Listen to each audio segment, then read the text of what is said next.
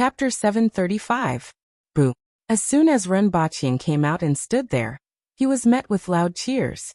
It made him feel like he wasn't in Yi City but Diyun society. Renbachian's body was considered extremely strong for an ordinary person, but in the eyes of the aboriginals, he was still thin and weak. In particular, his appearance was too feminine according to the aesthetic standards of the aboriginals. He lacked that fierce aura and was simply a gigolo. The aboriginals didn't have such a term, but it felt similar.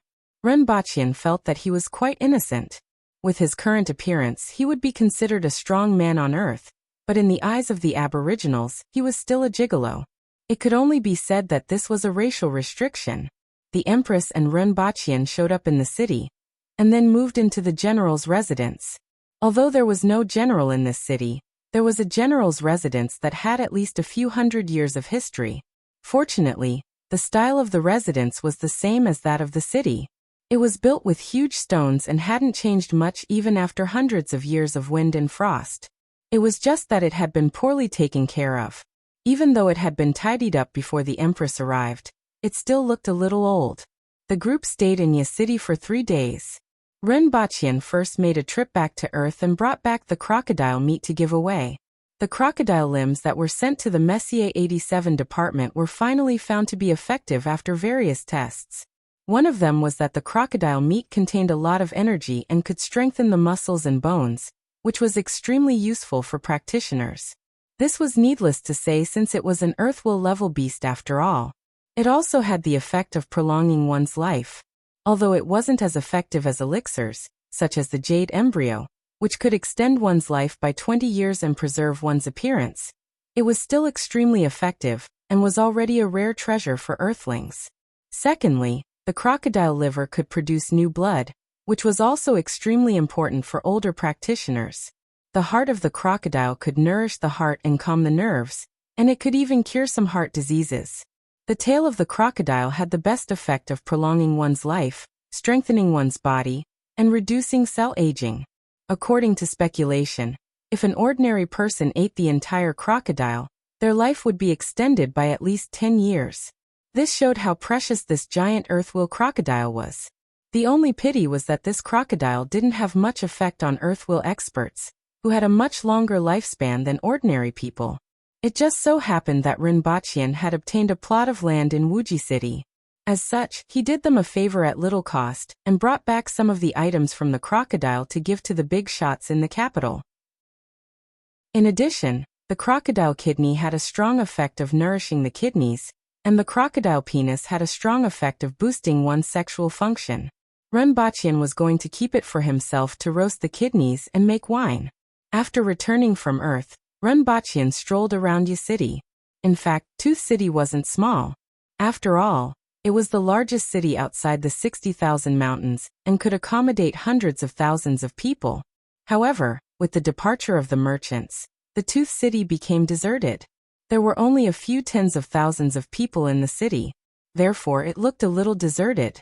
However, it was still an eye-opener for Renbachian after spending 3 days in the city. All kinds of rare herbs, rare beasts, hides, and rare ores could be seen in some of the stalls in the city from time to time. Unfortunately, with the departure of those merchants, only a small number of aboriginal caravans were collecting the herbs. For example, the Empress's caravan, the people from the clinic, and a shop called Sanfuntang that was arranged by Renbachian. Needless to say, the Empress's caravan collected the herbs mainly for the palace and for Renbachian's training. Sanfuntang provided various herbs for the rearguard commandery. The name came from the fact that the purchase price was 30% of the market price. In this world where communication was underdeveloped and transportation was difficult, merchants often purchase goods at 10% of the market price or even lower. Even on Earth, most of the time, the purchase price was only 10% or 20% of the market price. Renbachian was already benefiting the people by using 30% of the market price. As a result, even though Sanfuntang had only been established for 2 months, it had a great reputation and was highly praised. In addition to those rare items, Renbachian also saw many strange things in the city. For example, there was a kind of fruit man flower. The flower was a lifelike image of a naked man. It was said that eating this thing was good for boosting one's sexual function. Renbaqian was skeptical when he heard this. He then bought a sack and asked someone to load it into the carriage. And what's this? After walking for a short distance, Renbaqian saw a pot of flowers placed by someone. The 2 blue flowers on the pot looked like 2 mandarin ducks on earth with their necks crossed. Cross-eared flowers. We use them to give our lovers. The man who set up the stall looked up at Renbaqian and seemed to recognize him. Are you Her Majesty's husband? You look skinny and weak. You look like him. Renbaqian smiled. How much are these flowers? They are for you. It's just a pot of flowers. The man said generously. Renbaqian cupped his hands and said, Thank you very much. The man waved his hand and said, Just make Her Majesty happy. When Renbaqian returned with the flowers, he saw a few students strolling in the city. When they saw Renbaqian carrying the flowers, they immediately came up and asked curiously, Teacher, what is this? I only envy mandarin ducks, not immortals.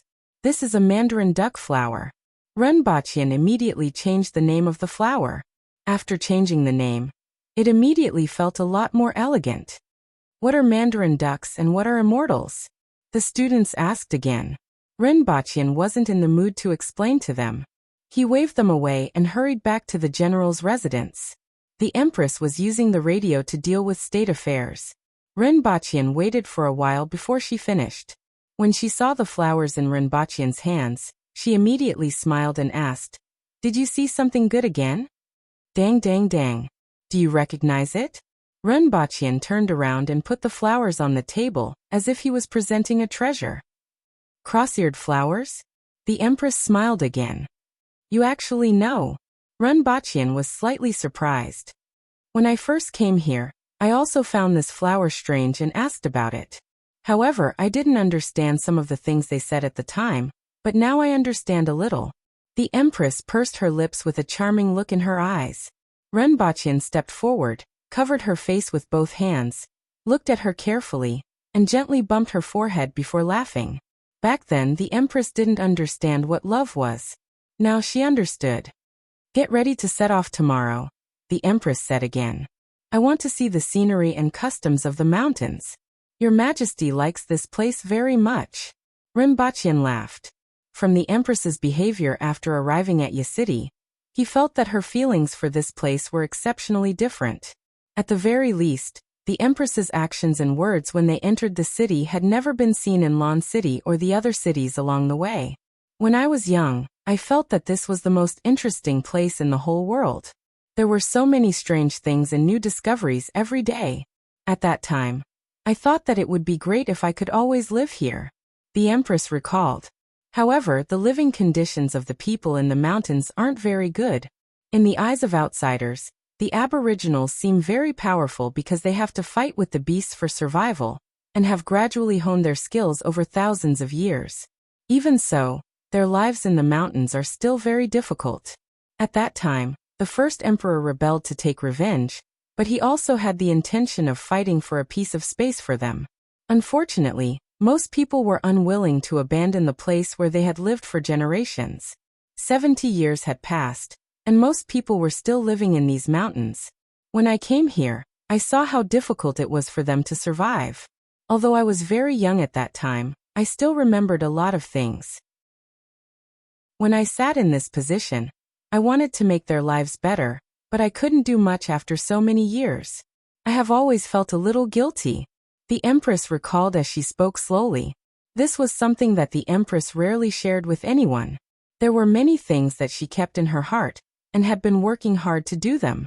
However, due to the limitations of the era, there were many things that she couldn't do even if she wanted to. Chapter 736. The next day, they left the Empress's carriage and all the carriages in Yi City and set off again. The fork-horned cows were also left behind in Yi City. Other than the Empress, who was riding the Kirin Chi Shui, everyone else was riding jumping goats. Many of the goats had large leather bags hanging on their sides. In fact, these were the stomachs of strange beasts. They were extremely tough, could be enlarged, and could only fit a few people. When shrunk, they were only the size of a fist. Renbaqian had seen them in Lan City before, but there were very few of them. These stomachs had always been very popular with caravans, but now that the merchants had all returned to their respective countries, they had accumulated more than 300 stomachs in Lan City over the past year. Now, Renbaqian had bought all of them and equipped them for the winged cavalry to carry their supplies. It took them half a day to get from Yi City to the entrance of the 60,000 mountains. The more than 100 mountain peaks that looked like pillars supporting the sky finally revealed their complete appearance. The mountain peaks stood there, and there was almost no angle from top to bottom. It was as if they had been inserted there by someone. Trees and vegetation grew from the cracks in the rocks from bottom to top. Birds flew around the peaks, and the cries of apes could be heard from time to time. The overlapping mountain ranges that he saw in the distance were all behind the mountain peaks. These peaks formed a fan shape and stood outside the 60,000 mountains like a barrier. Renbaqian had asked in the city before and found out that there were a total of 108 peaks, which were called the forest pillar screens. This number was very interesting to Renbaqian. 108 represented a lot of things in China. In Chinese culture, 108 represented perfection. Many buildings had the number 108 on them. For example, the lowest level of the Temple of Heaven had 108 stone railings, and the Qinian Palace had 108 stone railings on each level. In Buddhism, 108 represented 108 types of afflictions, and were called the 100 defilements. In Taoism, this number also represented the heavenly spirits and earthly fiends. The most famous one was the 108 heroes in water margin, which were the heavenly spirits and earthly fiends. There were exactly 108 forest pillar screens here. This made it hard for Renbaqian not to suspect that these forest pillar screens were man-made.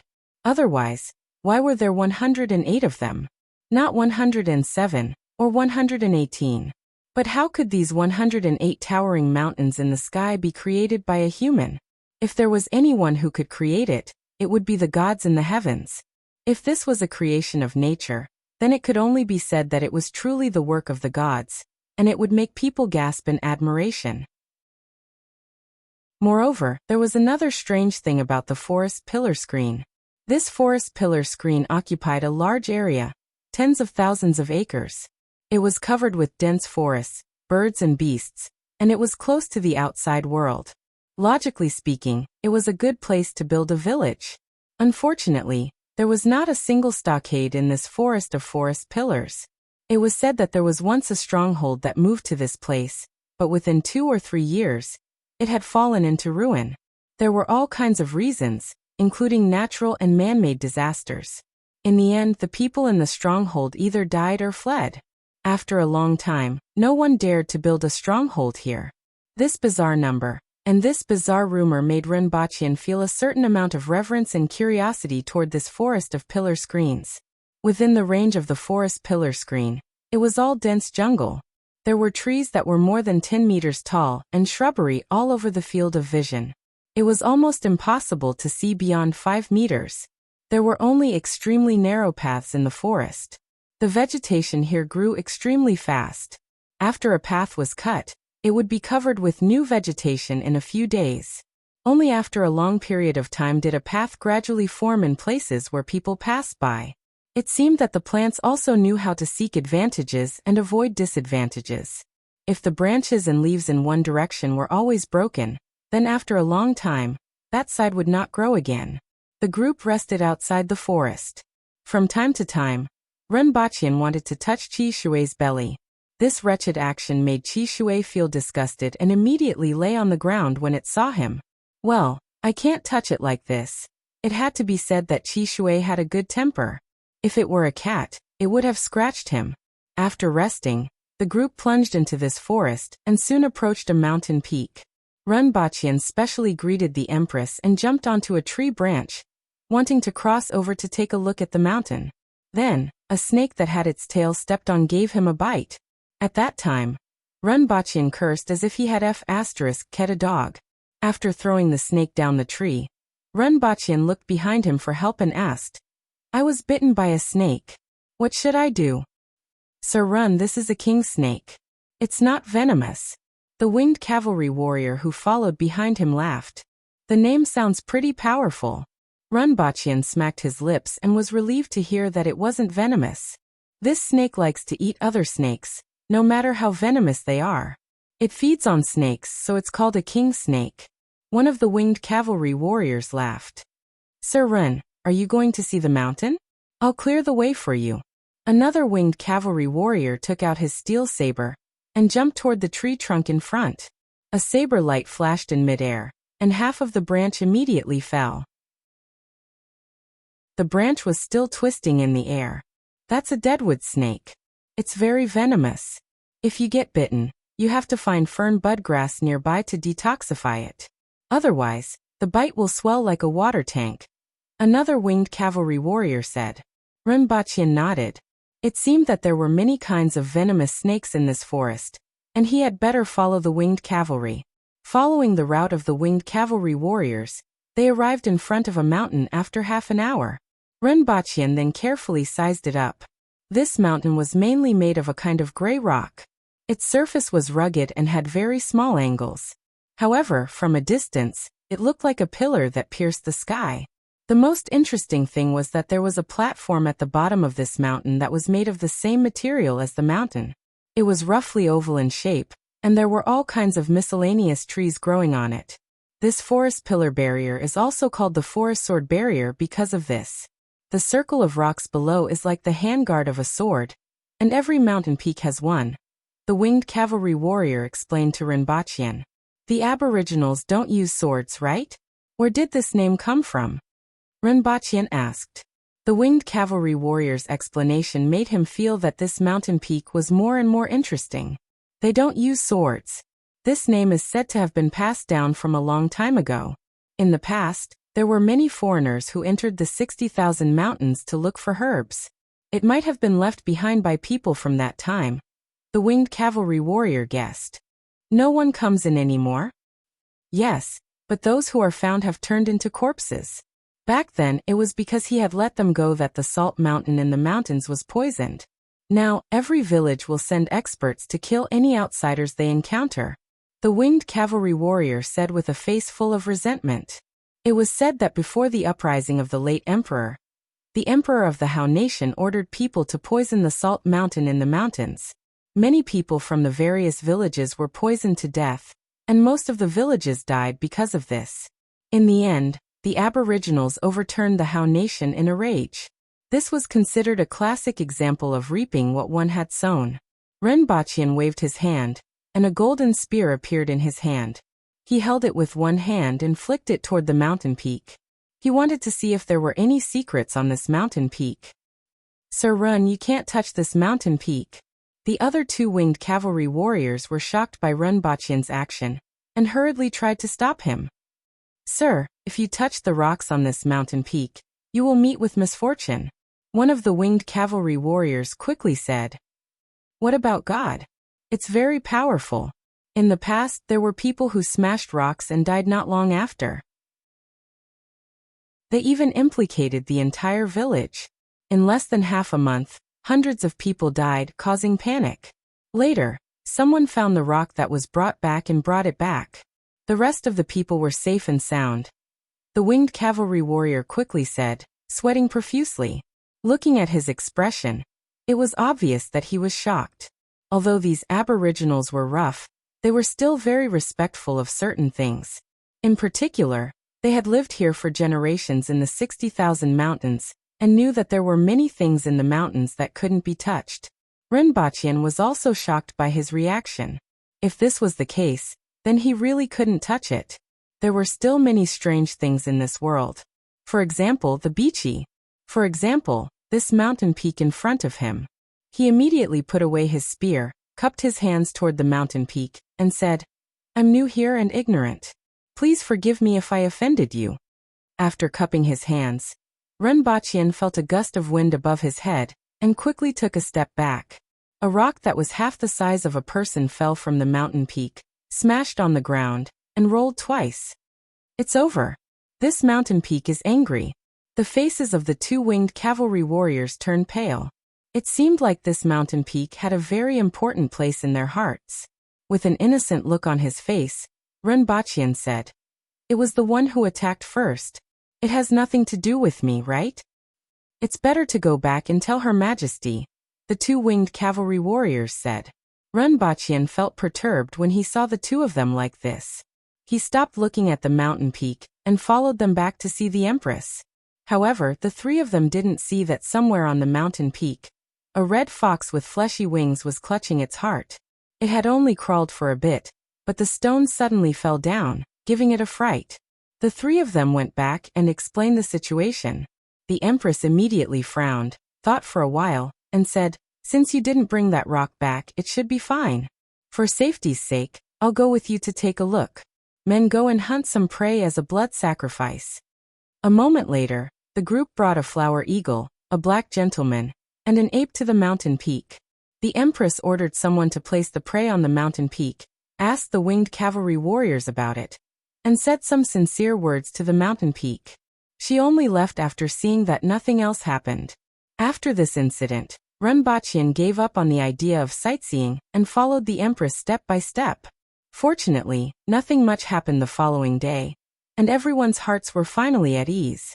Because of the beachy, there were many twists and turns along the way. Broken axles weren't a problem, but all kinds of natural disasters and beasts happened from time to time.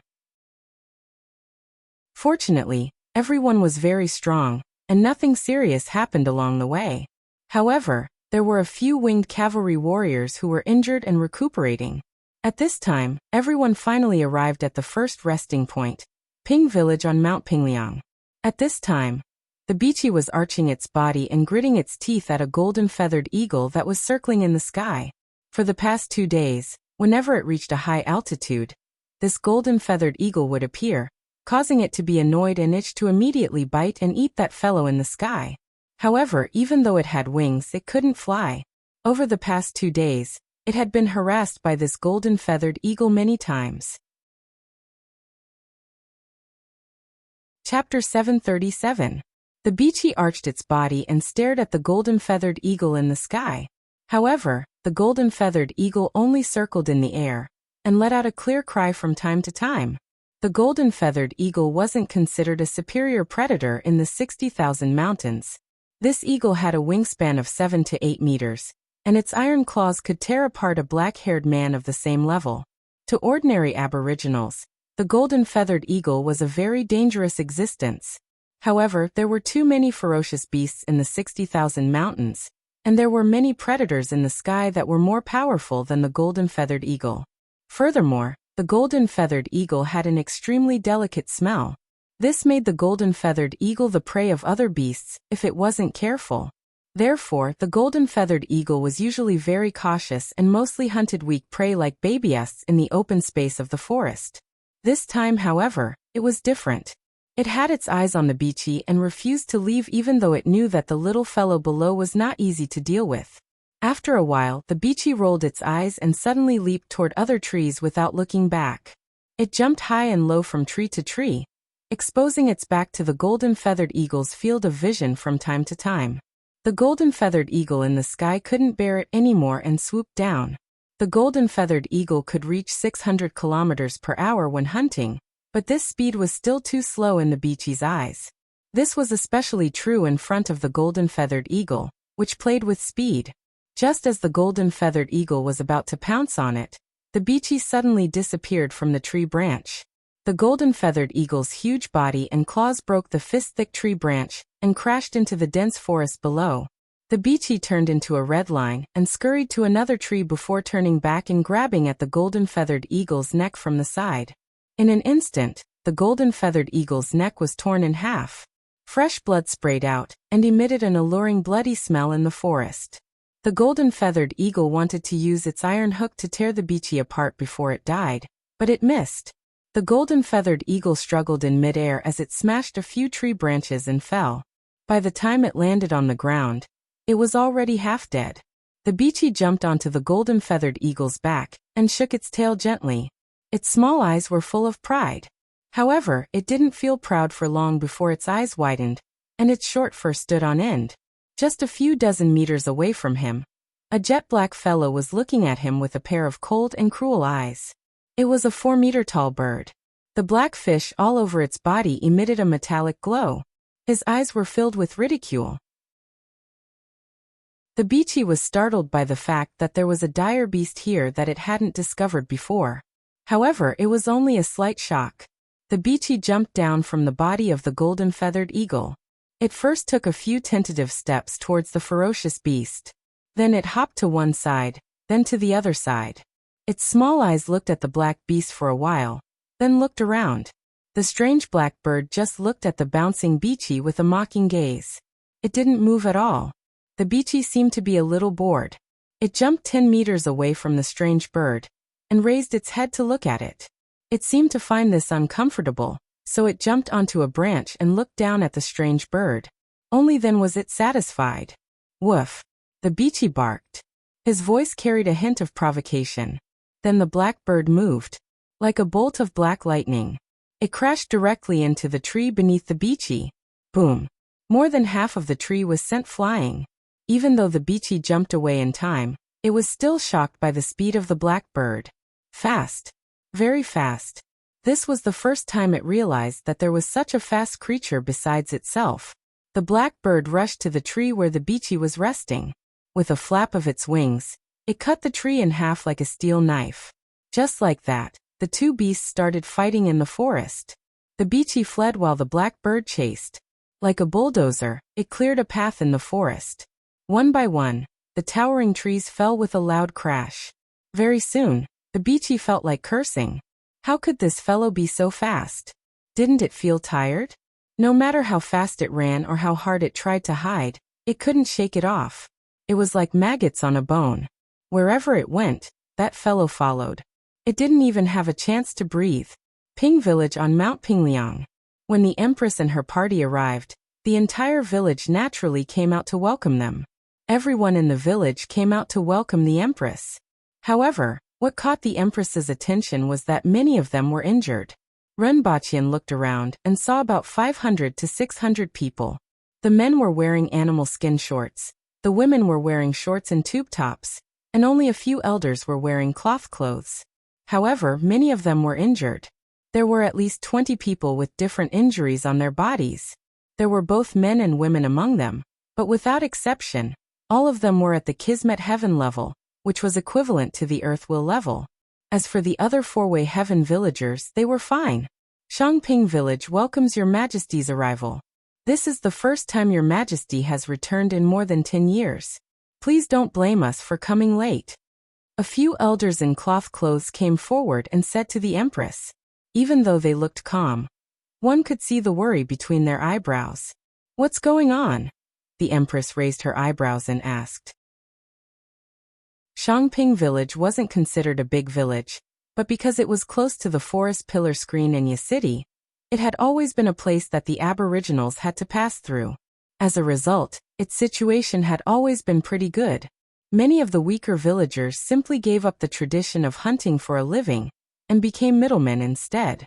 They were the kind of guides who brought Aboriginals out of the mountains to Yi City to sell herbs and ores, as well as to buy salt and iron for a small fee.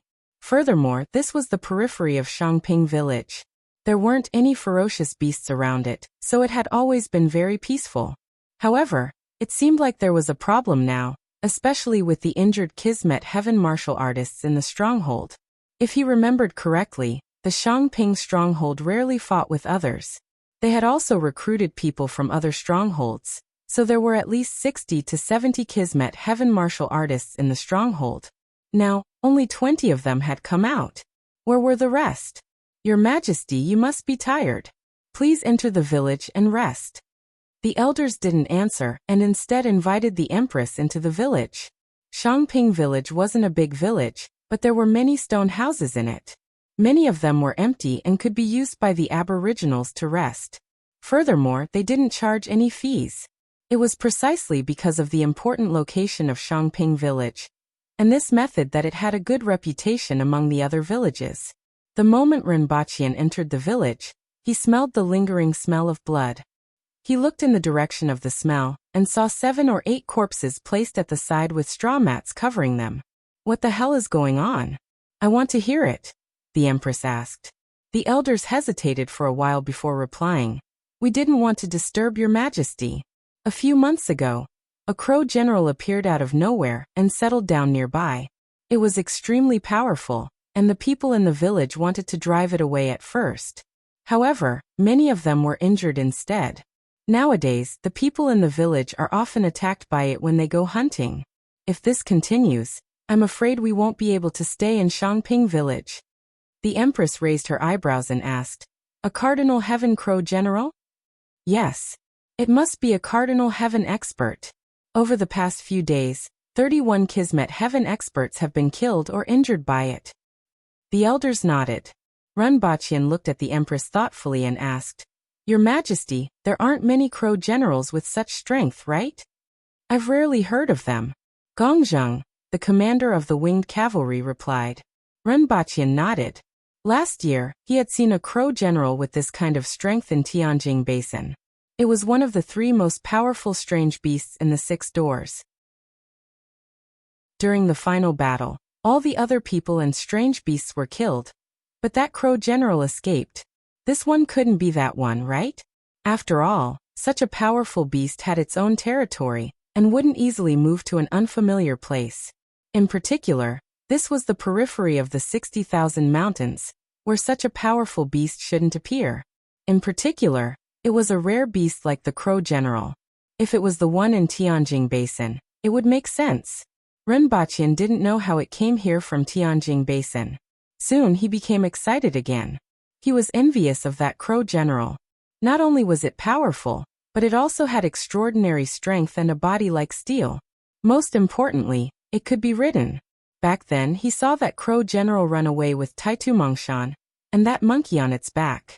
If the Empress could subdue this crow general, it would be a good thing. Although it wasn't as awe-inspiring as Chishui the Kirin, it was still a top-notch mount. Most importantly, they had obtained records of this crow general from the 6 doors when they were clearing them out. Chapter 738. Renbaqian thought that the Empress would immediately send people to search for traces of the crow general. However, she didn't. Instead, the winged cavalry warriors were scattered outside while the Empress and Renbaqian rested in the largest house in the village. The environment was simple and crude, but there wasn't much to dislike in this place. Even though the Empress wouldn't mistreat herself, she wouldn't be picky about the kindness of her people. They rested for a night. The next day, the Empress brought Renbaqian, Gongzheng, and a few elders to the back of the village, where piles of stones were densely placed. Renbaqian immediately guessed what they were when he saw their shapes. These were the graves of this village. There were only a few hundred people in the village, but there were at least thousands of these stones. Some of the stones were larger and were scattered among them, making up about 1/10 of the total. Most of the stones were stacked together with a dozen fist-sized stones. First, someone brought a wooden basin of water over. Following which, the Empress stood in front of the graves and said in a deep voice, "I'm the monarch of Dayo and the ruler of the Aboriginals. Today, I'm here to ask if the souls of the ancestors are willing to protect Dayo?" There wasn't much etiquette. The Empress simply stood there and asked a simple question. With these words, a gust of wind blew through the air. The elder in the village put a thin branch into the basin, and it immediately stood firmly in the water, as if it had taken root. The Empress cupped her fists and said, "Thank you very much. As long as I'm on the throne, I will naturally seek a better life for my people. Everyone, please protect Dayo and the Aboriginals." Gongzheng and the other elders also cupped their fists. Upon seeing their actions, Renbaqian imitated them and cupped his fists. Everyone turned around and returned. There were no offerings, no livestock, nothing at all. It was just a simple question, a simple tree branch, and a simple answer. After returning to the village, Renbaqian asked, "Your Majesty, what happened just now?" "I didn't come before, but now that I'm here, I have to greet you," the Empress said casually. "Are the souls of the ancestors really still there?" Renbaqian asked softly. The Empress looked at him strangely and asked, "Why do you ask? Didn't they answer?" "I just find it a little unbelievable." When Renbaqian recalled the scene where the tree branch stood motionlessly in the water, he still felt that it was somewhat unbelievable. Although he had heard many people mention that the souls of the soldiers who died in battle would follow their heads back to the 60,000 mountains and turn into heroic spirits to protect the aboriginals, and he knew that there were many strange things about this world, he was still surprised to see such a scene. Do we need to offer some sacrifices to those heroic souls? Renbaqian asked again. Of course. Gongzheng and the elders in the village will send the blood food in a while. The Empress nodded. I feel that it's a little weird. Most people offer sacrifices first before asking for blessings and blessings, but it's different when it comes to Her Majesty. The other party agrees first before you give them blood food. Renbaqian felt like laughing. If they don't agree, will Her Majesty demolish their homes? How could that be? I am not a muddle-headed person who brings disaster to the country. How could they not agree? Isn't it natural for ancestors to protect their descendants? The Empress felt that Renbaqian's way of thinking was rather strange. As for the blood sacrifice that will be sent later, I will be there personally to offer sacrifices. They won't be able to afford it, the Empress said. Isn't it natural for descendants to offer sacrifices to their ancestors? Why wouldn't they be able to afford it? Renbaqian returned the Empress's words. This is what the late emperor said. He naturally has his reasons for saying this. The Empress immediately shut Renbaqian up. The late emperor that the Empress was talking about was naturally the first emperor of Dayo, and not her father. Renbaqian turned his head to look at the back of the mountain, and suddenly wondered if the Empress would also be staying in this mountain a few hundred years later. What about himself?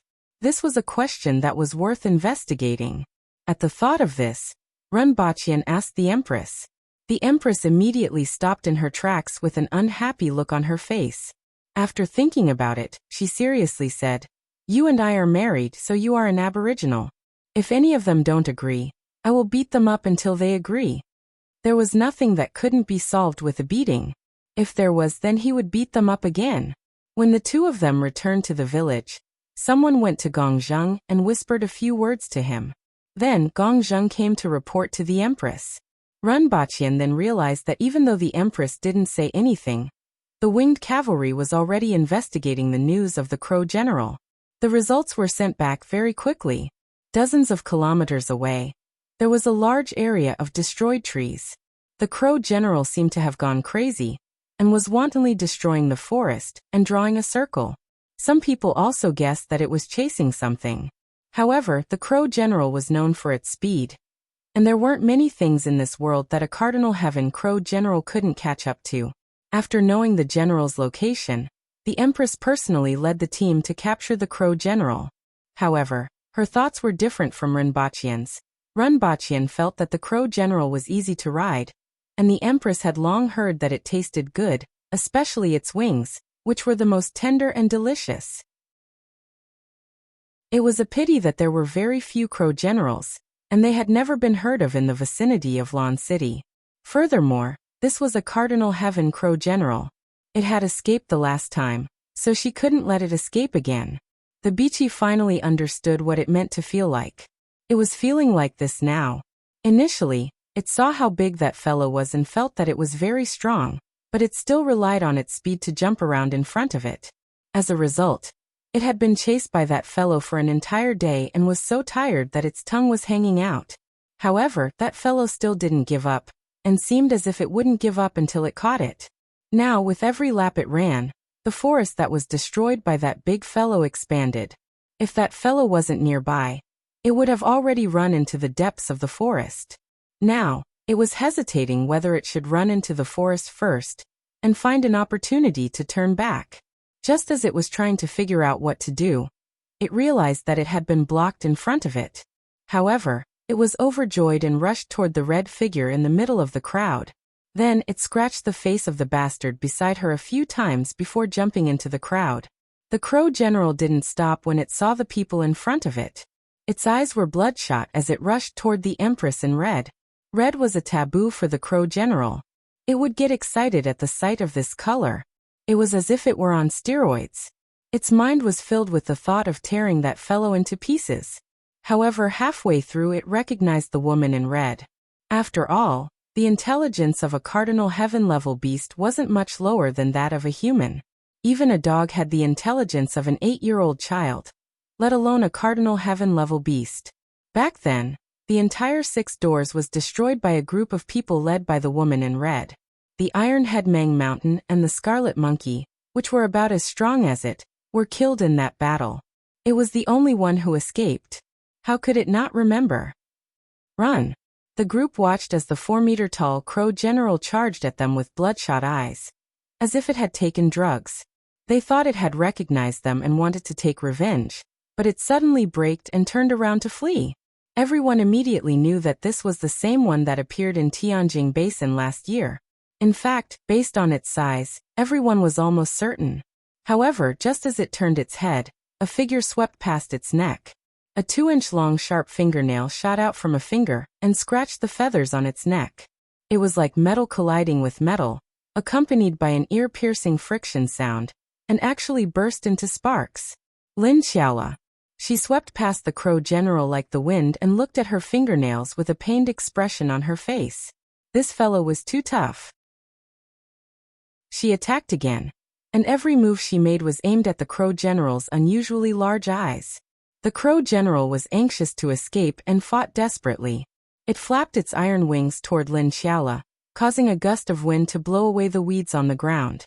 It then jumped up and clawed at Lin Xiaola with its iron claws. Even if she was made of iron, it would still leave a hole in her. Where do you think you're going now? The Empress sneered. She took a step forward, and an imposing aura emanated from her body that pressed down on the crow general like a mountain. She took another step forward, and was already behind the crow general. She slapped the crow general with her palm. The crow general turned its body and collided with the Empress's iron wings. Even Renbaqian and the others in the distance could feel the airflow from the collision, let alone in the middle of the arena. The ground rolled up like a lake with a stone thrown into it. The Empress's upper body swayed, but the crow general staggered. The crow general's iron feathers were comparable to steel. It was extremely fast and powerful, and it had almost no natural enemies. Moreover, it was a cardinal heaven-level beast. However, it was still at a disadvantage when facing the Empress, who hadn't used her full strength. Purple patterns began to appear on the Empress's face, and her aura rose steadily. It was as if Renbaqian saw a mountain climbing higher and higher. My Extraterrestrial Ruins. A book by a crossdresser. Chapter 739. What did it feel like to have a mountain fall on you? It covered the sky. It was a landslide. Even though the Empress's punch wasn't that powerful, it made people feel as if a mountain had fallen on them. The Empress's fist was like a mountain. All the spectators felt the same way, let alone the crow general in the middle of the field. Boom! The 4-meter-tall crow general disappeared in an instant. A huge pit with a radius of nearly 100 meters appeared on the ground. The deepest part of the pit was 20 to 30 meters deep. The crow general was smashed to the bottom of the pit by the Empress's punch, and it spat out mouthfuls of blood. Even though the crow general had iron feathers and steel bones, it couldn't withstand the Empress's punch, and many of its bones were broken. Catch it! The Empress said faintly as she stood at the edge of the pit with her hands behind her back. The purple veins on the surface of her skin gradually faded, and her skin returned to its original smooth and jade-like appearance. If Tengyu were to meet you now, I'm afraid that he wouldn't be able to withstand a single punch from you. Renbaqian said. Even though the Empress was extremely powerful in the past, she wasn't this terrifying. Renbaqian didn't know what she had comprehended last year that allowed her strength to improve so much. The Empress didn't look very happy. She turned to look at Renbaqian and said, Tengyu is the 4th most powerful expert in the world, because his spear is unparalleled in the world. Even though I've improved a little, it will still take some effort to defeat him. You have obtained his golden spear and his comprehension. If you cultivate diligently, you might be able to reach his height. The Empress had put in a lot of effort for Renbaqian. However, Renbaqian licked his lips and said, It's fine as long as I can advance to the next level. As for fighting, that's not suitable for me. He really wasn't interested in fighting. However, he was still interested in practicing martial arts. At least he could live longer. Your Majesty, What should we do with this crow general? Runbachian asked again. I heard that its wing root tastes good, the Empress said as she stared at the crow general that was being carried over. Even the Empress might not be able to eat such a top-notch delicacy. It depended more on luck. Lin Qiaola squatted at the side and drooled as she stared at the crow general's neck. The half-dead crow general was being carried over. When it heard this, it shivered. It was afraid that it would really be eaten this time. Your Majesty, it's a cardinal heaven-level beast. Isn't it a waste to eat it? Runbachian asked. If the crow general could nod its head, it would be pecking away like a chick. Unfortunately, the Empress's punch had shattered many of its bones. Now it was on its last breath, and its head drooped weakly to the side. What do you think? The Empress could tell what was on Runbachian's mind. If I can subdue it, I'll have another vicious beast that I can control. Even as a mount. Runbachian felt that it would be a waste to eat it. If eating the crow general could increase one's strength or extend one's lifespan, he would have already prepared a pot. However, the crow general's meat only contained a little more energy at most, and had some other uses. In fact, it was meaningless to someone as powerful as the Empress and not very useful to Runbachian. Just like that giant crocodile. In that case, he might as well try to subdue it. The Empress looked a little regretful. Compared to subduing the crow general, she was more interested in tasting it. Was it as delicious as the rumors made it out to be?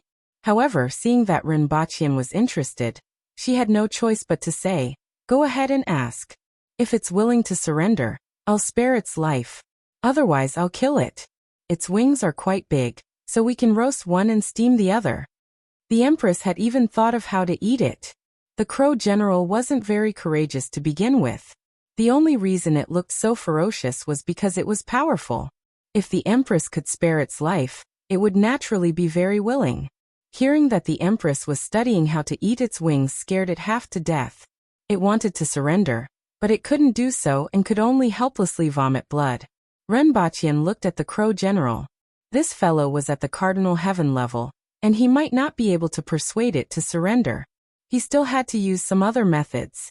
After asking someone to carry the crow general back to the village, Runbachian asked someone to catch some birds.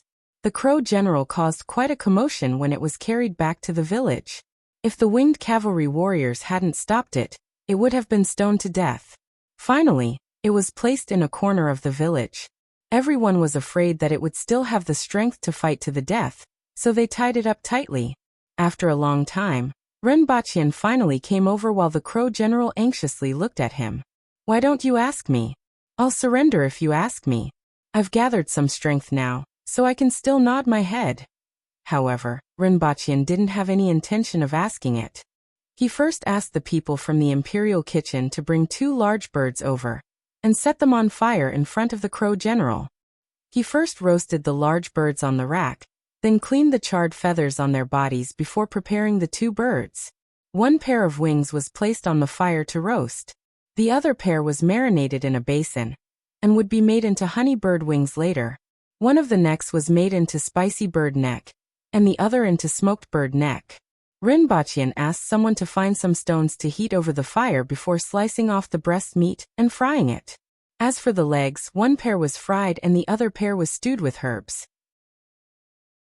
There were also the heads, livers, hearts, and stomachs.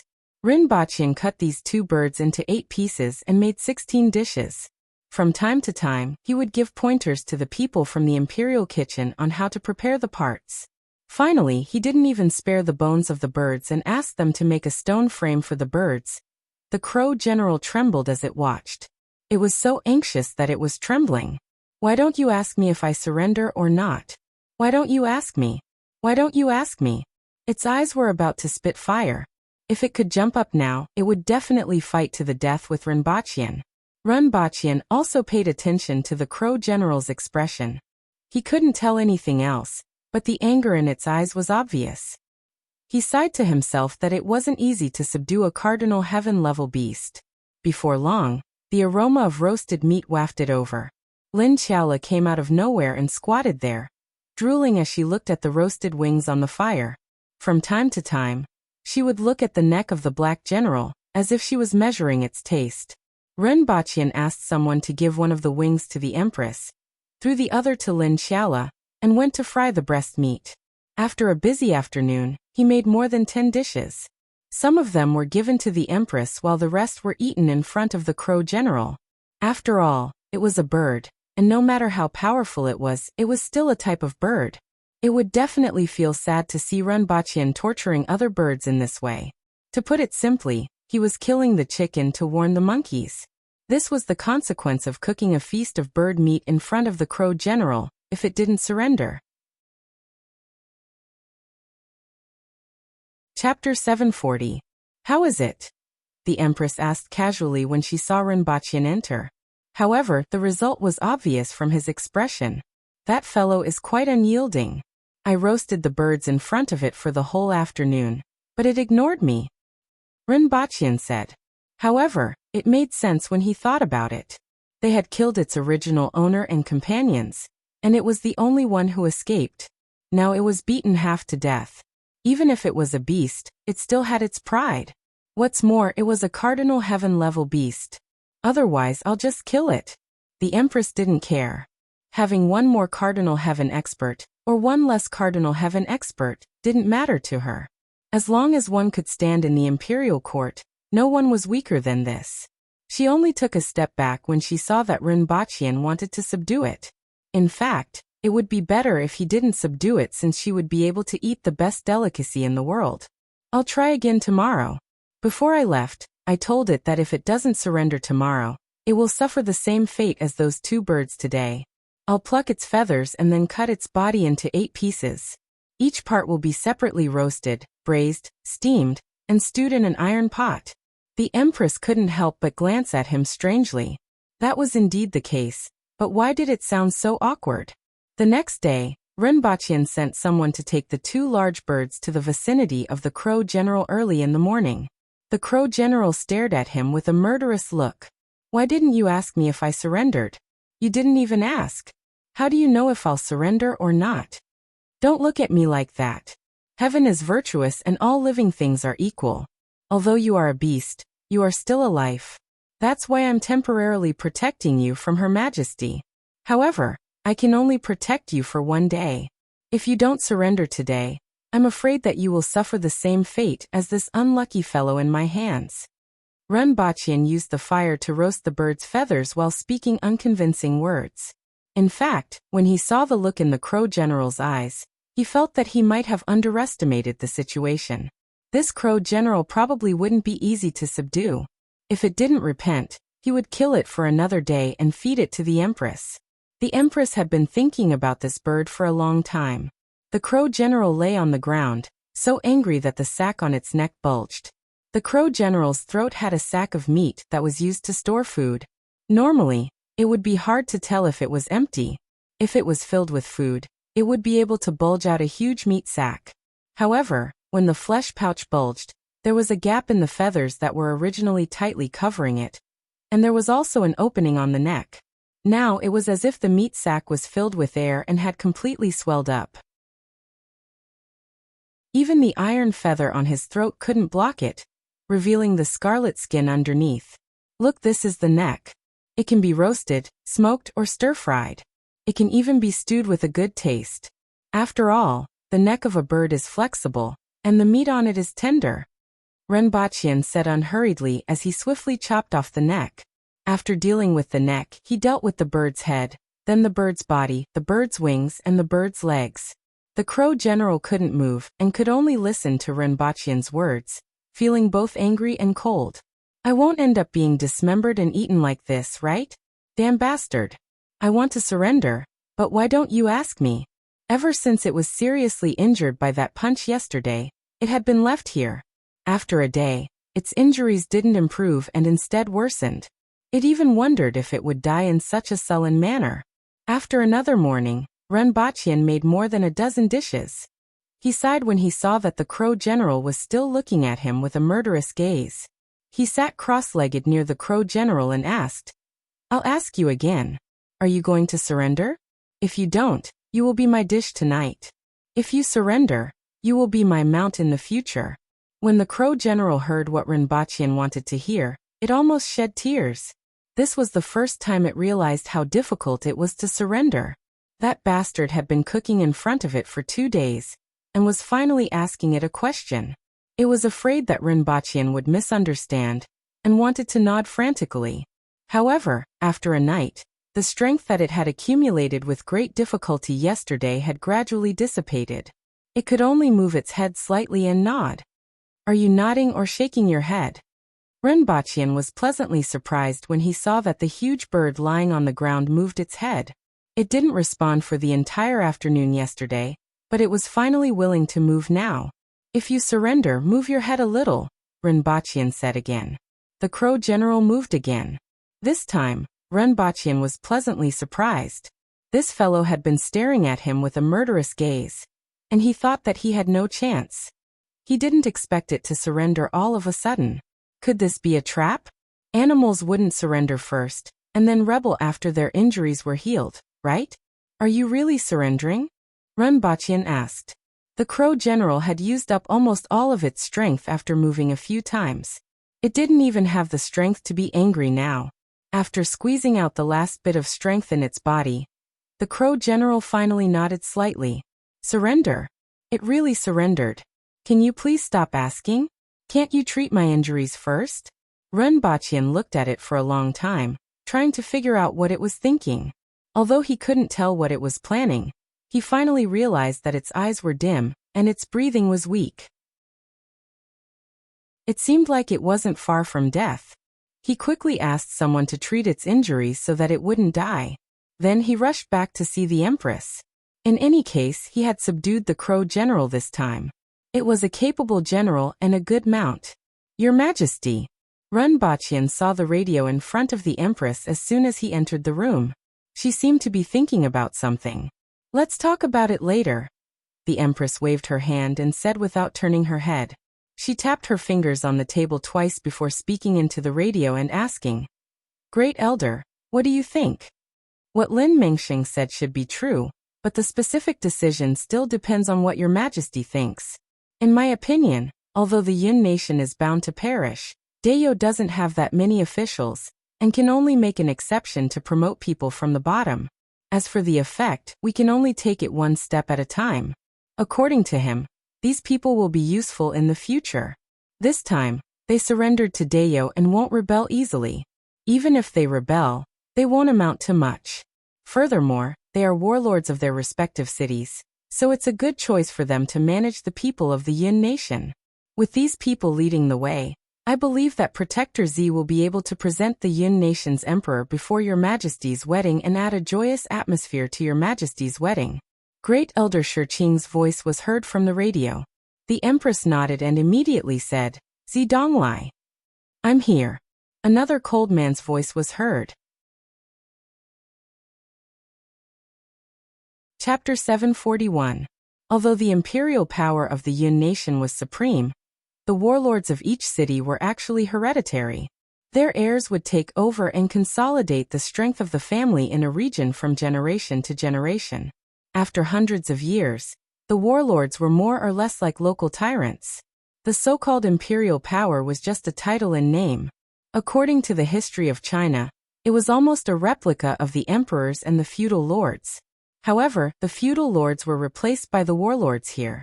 The warlords were divided into factions, and the relationships were extremely complicated. Even if the emperor of the Yun nation wanted to change, it would be difficult for him to do so. However, the lives of the warlords of the Yun nation, who were originally tyrannical, were extremely difficult. In particular, the corpses of the original owners of most of the cities on the front line of Dayo's army were now scattered on some rocky hills. There were also a few who saw that the situation was not good, and threw everything away in time to escape with their lives. The current state of the battle had caused everyone to be alarmed. The officials in the remaining cities were also in a state of panic. In particular, 2 of the warlords who were facing the front line of Dayo's army ran away when they saw that the situation was not good. The rest also sent their families and children away. However, the warlords who had lost their cities were no different from drowning dogs. Just as they ran back to Wang capital with a glimmer of hope, Zheng Qingmian found an excuse to behead them. There was a strong army outside, But there was also a prime minister who was eyeing the warlords covetously. Even though Zheng Qingmian finally believed that Dayou was preparing to destroy the Yun nation, and was prepared to fight to the death with the last of his troops, he still didn't show any mercy to the warlords who had abandoned their cities. They would die if they ran back. However, they would also die if they didn't. Nearly half of the 200 cities had fallen into the hands of Dayou. Even the most optimistic people had an extremely mournful attitude toward this war. Not to mention the warlords who were well aware of the military strength of both sides. Now, some of the warlords had begun to drink and indulge in debauchery every day. They were unscrupulously preparing to enjoy their last days. It was as if the cities were covered by dark clouds, and the atmosphere of despair was freely spreading. At this moment, a person appeared. It was Lin Mingsheng, a young scholar in his 30s. He had a glib tongue and persuaded many warlords to surrender to Dayou. There were a total of 47 cities between Wang capital and Dayou's front line. It could be said that once these 47 cities were opened, there would be no more barriers in Wang capital except for the 3 defense cities. Given the current situation and the military strength of Dayou and the Yun nation, surrendering seemed to be a wise choice, but it wasn't. Many people had such thoughts but didn't implement them in the end. First, the Aboriginals had a bad reputation in the Yun nation. Secondly, surrendering to the non-humankind would be a stain that would go down in history.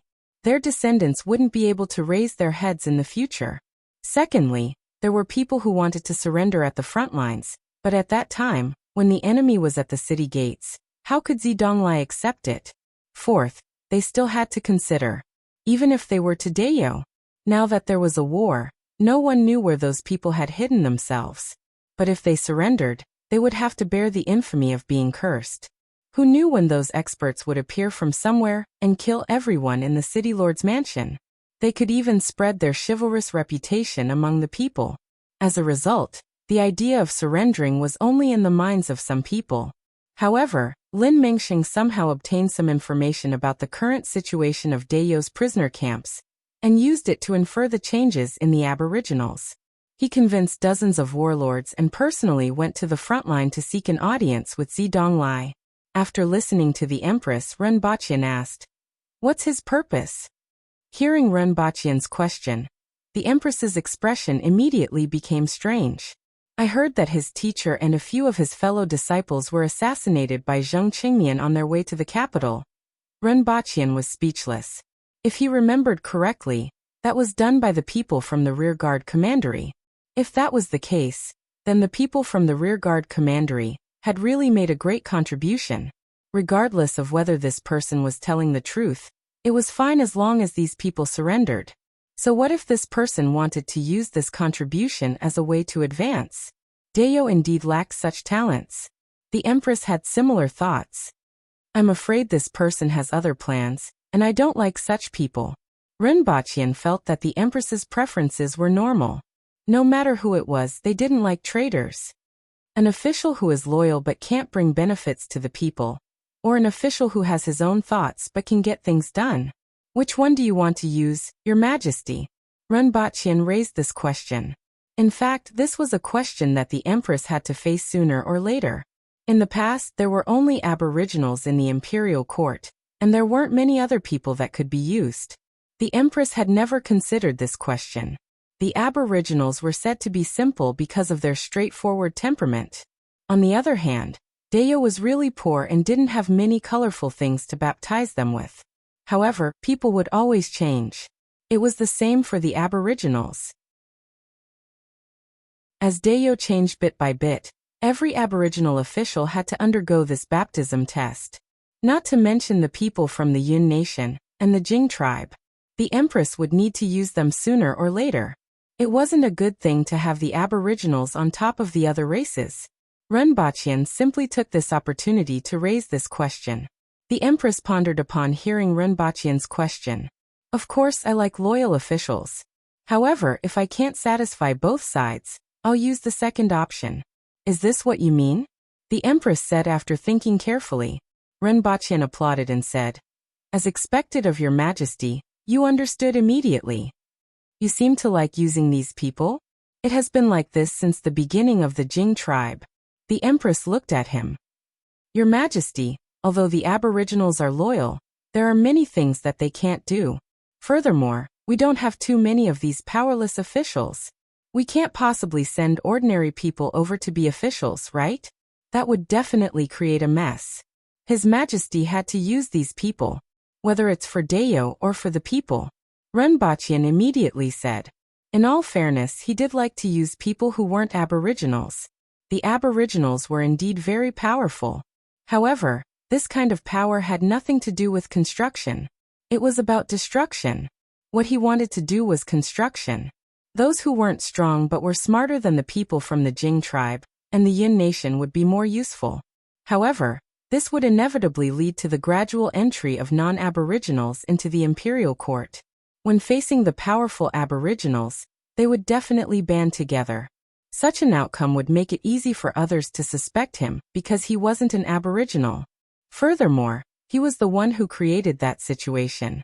This was something that he had long understood. I understand and I won't doubt you. The Empress sighed. How could she not understand?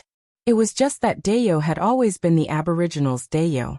This kind of life seemed to be about to change. Renbachian held the Empress's palm and transferred his warmth to her. Chapter 742. Renbachian stayed in the stronghold for a day and a half. Other than subduing the Black General, he also spent a day teaching the people in the stronghold how to make ice and smoke. It wasn't because the weather was unbearably hot, but because food was difficult to preserve. It was difficult for the villagers to store food, and if they didn't catch enough prey in a few days, the entire village would starve. This wasn't an isolated case. It wasn't just one or two villages, but the situation in most of the villages in the 60,000 mountains. Relatively speaking, Shangping village was closer to the forest pillar screen and Yi City, so the situation was better. It was said that the situation in the depths of the 60,000 mountains was better because the villages there were strong, and the prey there was also strong. The stronger the prey, the slower the energy dissipation in its body, and the longer it could be preserved. Only the weaker villages that were further away from Yi City had it the hardest. Renbachian simply taught them the method of making ice, told them how to find saltpeter, and told them to dig ice cellars. This way, they could store more game that they hunted and take it out when their harvest was low. The people of Shangping village were shocked when they learned how to make ice and successfully made it. They had heard from people that there was ice in the depths of the 60,000 mountains, but they only treated it as a strange story. They didn't expect to be able to make something that emitted cold air. Then they were ecstatic. With this thing, meat could be stored for a long time. Everyone looked at Renbachian with a completely different attitude. There was a trace of kindness in their eyes. The thinking of these Aboriginals was very simple. Whoever had the biggest fist would be respected. Whoever could give them a good life would also be respected. Furthermore, Renbachian's current strength wasn't considered weak. Although he was still far from the Empress, he was considered pretty good compared to the ordinary Aboriginals. He immediately gained a lot of goodwill by teaching them the method of making ice. Compared to the time he had spent in Lan City, a simple method of making ice here was enough to make everyone in the village look at him warmly. The girls in the village also began to throw flirtatious glances at him. Even though it was just a stronghold, the Aboriginal women had strong and healthy bodies. Their skin was as smooth as satin, and their looks were above average, which made him rather happy. Unfortunately, this situation only lasted for a moment before the team set off again. After that, the Empress, Renbachian, and the rest passed by dozens of villages. Other than Shangping village, where they stayed for a longer period of time, they stayed at the other villages for at most one night or only for a short while. They stayed at the graveyard near the village for a short while, doing the same things and saying the same things as they did at Shangping village. The result was the same. In every village, after the Empress said those words to the graveyard's gravestones, the tree branches stuck into the water as if they were stuck into gravel. After her hands left, they didn't move at all. That was the acknowledgement and answer of the deceased ancestors to the Empress. There were no soul-stirring promises, only tree branches standing in the water. During this time, The Crow General had finally recovered from its injuries. It behaved itself and didn't even try to escape. It was just that when she looked at Rinpochian, she always had a strange expression. It was as if there was a mixture of hatred and other emotions in her eyes. She didn't like him at all. This puzzled Rinpochian. The one who hit it was the Empress, and the one who saved it was Rinpochian. In the end, when it saw the Empress, it behaved itself and didn't like Rinpochian. Could it be that these ferocious beasts only recognized fists? Or did this Crow General have masochistic tendencies and get a kick out of being beaten by the Empress? This made Rinpochian ponder whether this Crow General was a male or a female, and he looked at it strangely. As a result, the Crow General didn't like him at all. However, under the Empress's order, it had no choice but to carry Rinpochian and become his mount.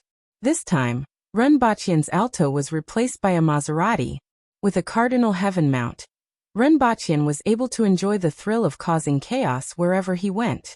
Although this Crow General wasn't a match for the Empress, it could still be considered a tyrant in the periphery and central regions of the 60,000 mountains. After traveling for 20 days in a row, and covering a distance of more than 500 kilometers in a straight line, everyone finally passed through the periphery of the 60,000 mountains. Rinpochian landed behind the Empress, and looked up at her from time to time as she sat on Qi Shui. The Empress had been a little quiet these past 2 days. Although she never spoke much, there was something different about her. This was especially true when he teased her. However, the Empress had been acting a little strange these past 2 days, as if she had something on her mind. It was said that one was timid when approaching home. However, Song Jiwen, who said, feeling even more timid when approaching home and not daring to ask who is coming, had escaped from Lingnan and didn't know if his crime had brought disaster to his family, so he naturally felt timid when approaching home. After that, this saying spread for a long time, because people who had left home for a long time were afraid that their hometown was gone, and they panicked because they didn't know if their relatives and friends were dead or alive. However, this didn't exist for the Empress at all. Not to mention returning home in glory, the Empress shouldn't feel timid when approaching home. For example, the Empress hadn't said a word this morning. Rinpochian urged his mount forward to ride alongside the Empress. However, no matter how hard he tried to urge the Crow General to ride alongside Qi Shui, it didn't dare to do so no matter what. It wasn't that the Kirin had any power over the Crow General. It was just that the back of the Crow General was a little high. It was nearly 3 meters off the ground and half a meter taller than the Kirin. The Empress had to raise her head to talk to Rinpochian. Then the Crow General suffered a kick. It was sent flying more than 70 meters away, and almost suffered another serious injury. At that time, the Crow General was about to cry. Was it my fault for being tall? Seeing that the cowardly Crow General didn't dare to go forward, Rinpochian jumped onto Qi Shui's back. He sat behind the Empress and held her waist with both hands. He could feel the softness of her waist under the veil. It's hot. The Empress pushed his hands away. It's natural to feel cool when you're calm. Your Majesty, if you can't calm down, you'll naturally feel hot. Rinpochian unyieldingly placed his hands on her waist again. He was already prepared to be elbowed down at any time. However, it was indeed hot. He could feel the heat from the Empress's body even though he was sitting behind her. It would be strange if the two of them weren't feeling hot on such a hot day. On the contrary, Qi Shui's body emitted a slight coolness that made people feel more comfortable. Seeing that the Empress wasn't reacting, Rinpochian asked, "Do you have any thoughts, Your Majesty?" Mount Yulong is in front, and the Ye family village is above it. The Empress said. The name of the first emperor was Yapeng, and the Ye family village was the ancestor of the royal family. Your Majesty, you haven't been back for a long time, so you should be smiling more. I see that you're a little depressed. Is it related to the Ye family village? Rinpochian thought for a moment. It definitely wasn't related to a village, but to the people in the village. There's someone in the village right now, and I don't know how to face him, the Empress said faintly. Rinpochian's heart skipped a beat when he heard this. Could it be that the Empress had a childhood sweetheart? Logically speaking, it wasn't impossible for the Empress to have been here more than 10 years ago. Fortunately, he was the victor and was about to pluck the most beautiful and precious flower in Dayo. Otherwise, he would really be jealous. Renbaqian relaxed his tone and smiled as he asked, "Who could actually make your majesty feel so uneasy?" "My brother." Chapter 743. When Renbaqian heard the Empress say "my elder brother," he thought to himself, "What the f***ck? I have a brother-in-law? Why didn't he know about this? I've never heard of it before." Speaking of which, the previous emperor actually had an heir? Or son? How did the Empress ascend the throne? Naturally, Renbaqian didn't know that before the Empress brought him to Great Xia, she had left a message for the officials to bring another person back if she couldn't make it back. If he hadn't fainted at that time, he might have been able to make some guesses. But he didn't hear it at that time, and he didn't hear anyone mention it after that, so he didn't think there was such a person. After all, this wasn't a matriarchal society. The Empress, who was a woman, had become the Empress of Dayo.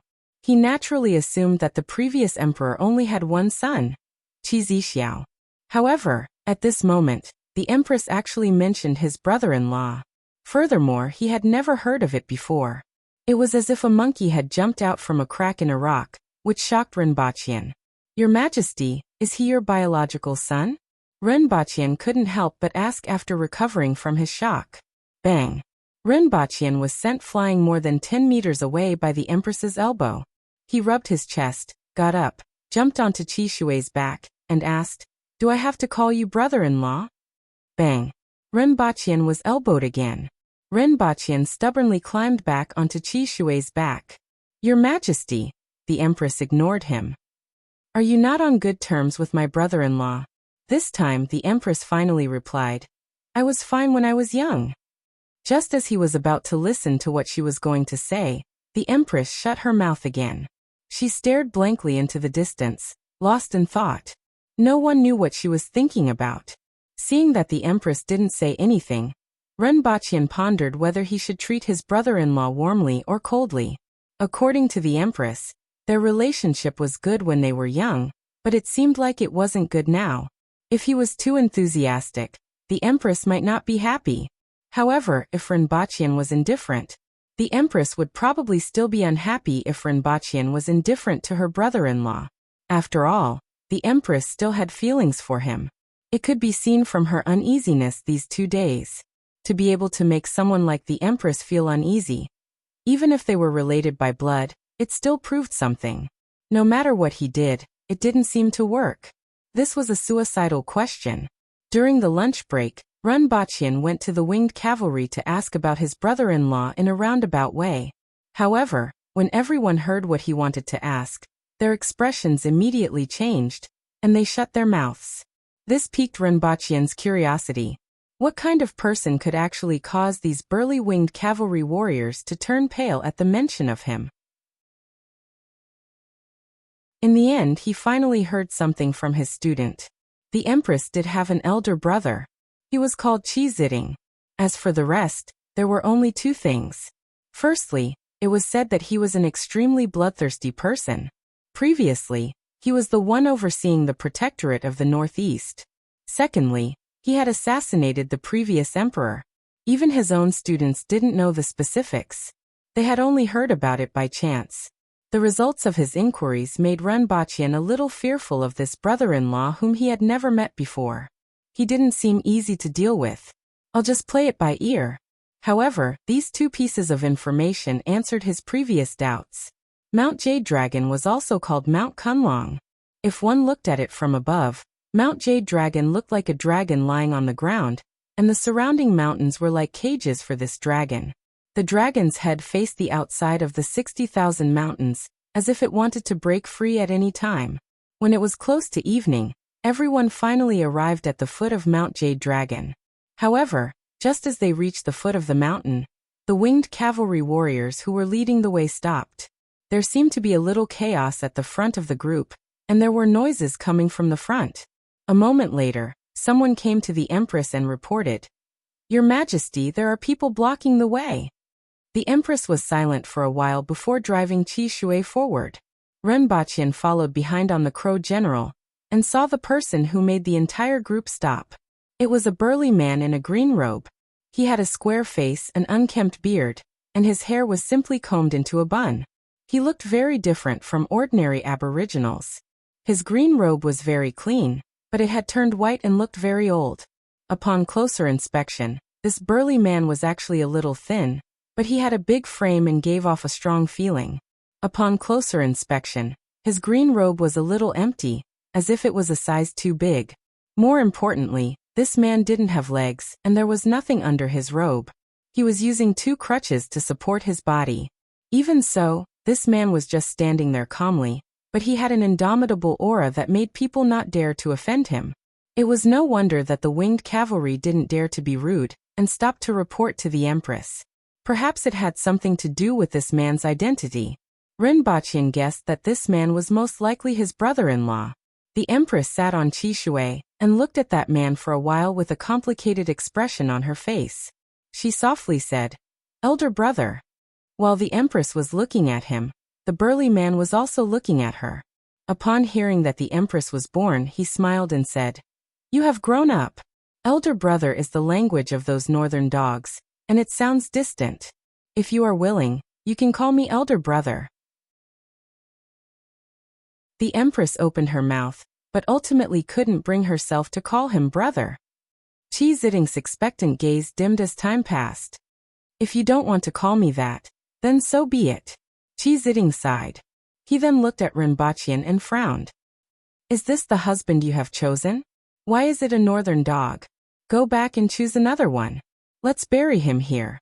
Upon hearing this, Rinpoche felt a chill run down his spine, following which he became furious and sneered, ready to speak. He had never been the type of person to not retaliate when scolded. He had always believed that it was too late for a gentleman to take revenge, but he had to take revenge from morning to night. The Empress reached out to stop him. The complicated expression on her face was swept away and replaced with a layer of frost. She coldly said, "You don't need to ask about my affairs. I'm here to visit my mother and tell her some things. Finally, on account of our past relationship, I can tell you that he isn't from Great Xia, the Yun nation, or the Chen nation. If you touch a single hair on him, I will take your life." Qi Ziding was curious at first. He thought that Rinpoche was from Great Xia or the Yun nation, but Qi Zixiao actually said that he wasn't. Could it be that there were other countries besides Dayo, Great Xia, the Yun nation, and the Chen nation? Then he flew into a rage. Qi Ziding had lost both his legs and his figure was a little thin. However, his anger immediately made people feel depressed, like the gloominess before a storm. Finally, the anger on the burly man's face dissipated. He looked at Rinpoche and then at the Empress before snorting. "You are rather dignified as an Empress. However, you are still far from it. Since you want to go up the mountain, come up. I have already prepared a place for you to stay." After saying that, the burly man slammed his crutches on the ground and flew toward the winged cavalry behind him. He opened his arms like a big bird in the air, and landed on the mountain after a few leaps. "When you reach the mountain, stay with me and don't wander around alone," the Empress said to Rinpoche after seeing that the burly man had disappeared. Rinpoche responded and smacked his lips. This brother-in-law was giving him a show of strength the moment they met.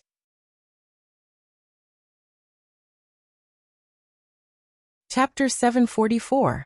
On the way up the mountain, Rinpoche didn't pay attention to his surroundings. He quietly sat behind the Empress, put his hands on her waist, and listened to her. After meeting Qi Ziding, the Empress finally explained some of the situation. Combined with what Rinpoche knew before, he finally completed the 72 years of Dayo's history. Back then, Yapeng changed the imperial family's surname to Qi in remembrance of the person who single-handedly destroyed the Hao nation, and then committed suicide. This matter naturally wasn't as simple as it seemed on the surface, and there were some other reasons that weren't known to outsiders. Putting this aside, Yapeng changed his name to Qipeng. Previously, the Hao nation poisoned the salt underground in the 60,000 mountains, and the Qi family suffered heavy casualties. Yapeng's family only had a 7-year-old child who survived. The child who survived was the Empress's father, Qiyinghao. Qiyinghao disappeared 9 years ago, and the Empress succeeded the throne when she was only 16 years old. At that time, Qi Ziding was 41 years old. However, a year before that, something happened to Qi Ziding. At that time, Qi Ziding was the Protector General of the Northeast, and the fifth most powerful expert in the world. He was famous for his ruthlessness and bloodthirstiness. Qi Ziding's reputation in the Yun nation could be said to stop children from crying at night, due to his outstanding military exploits. Qi Ziding's prestige among the people of Dayo wasn't low either. However, both success and failure were due to Xiaohe. It was precisely because of his bloodthirsty nature that he was extremely prominent as a general in charge of guarding a region. However, if he were to become the emperor of a nation, with his temperament, it would not take long for Dayo to be filled with complaints.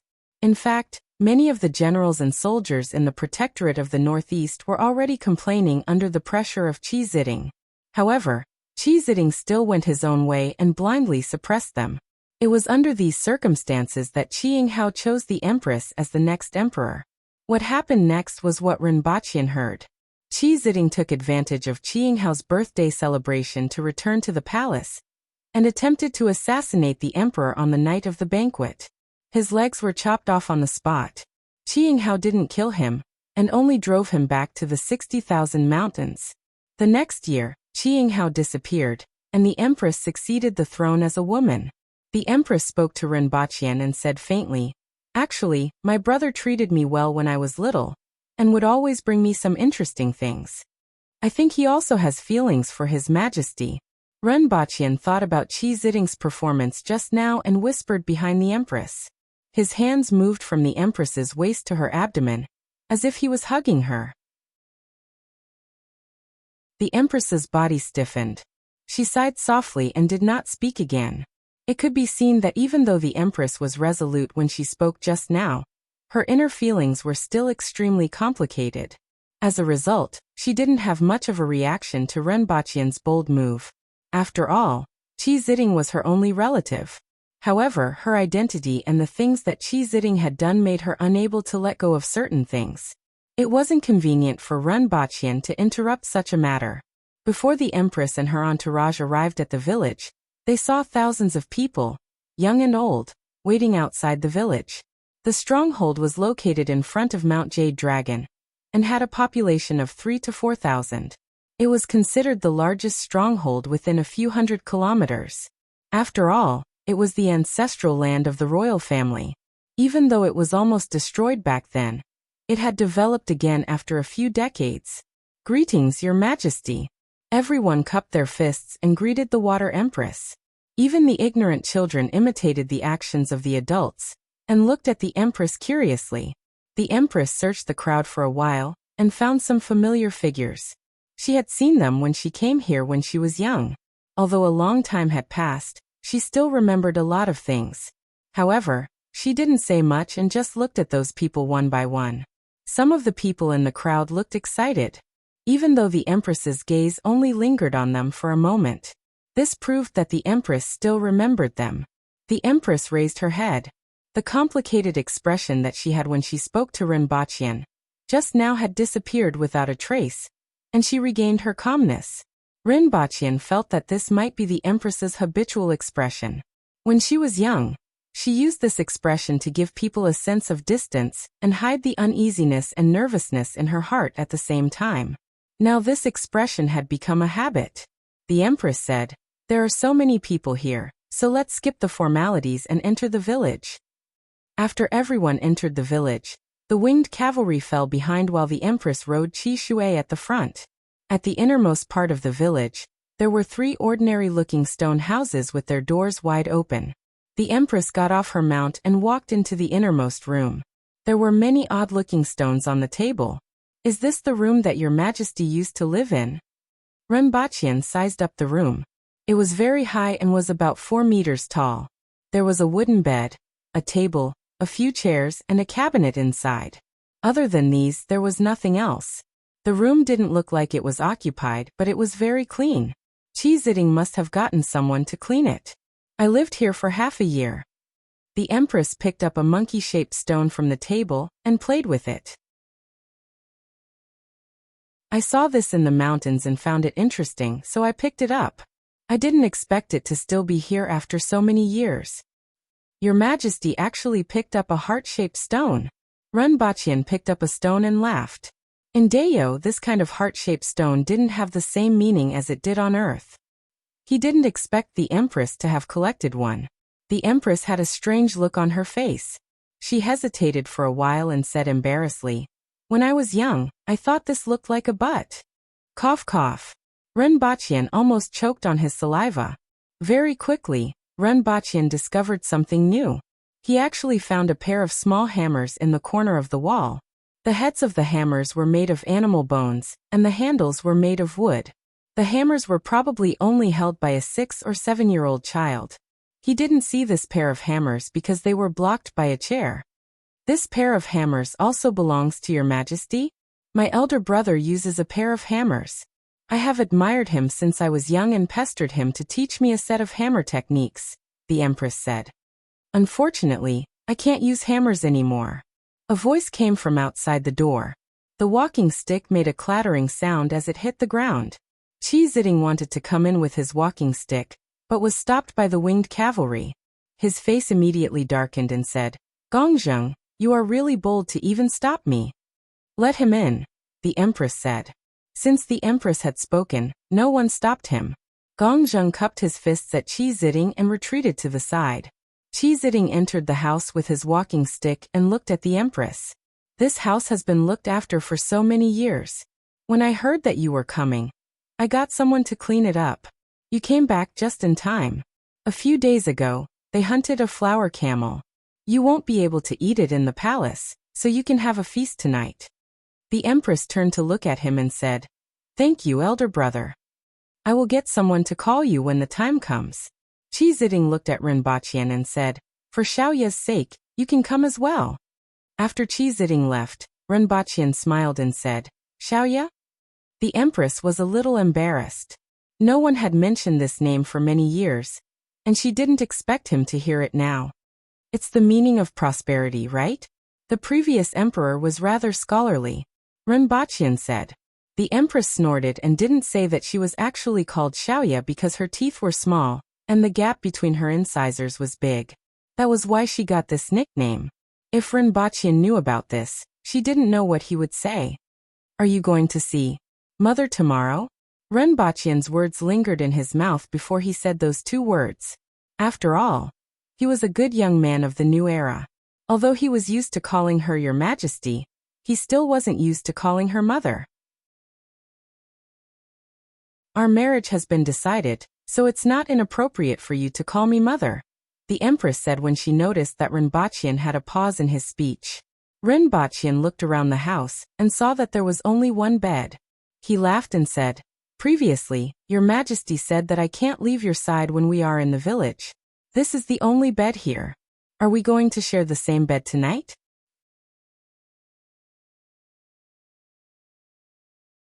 Chapter 745.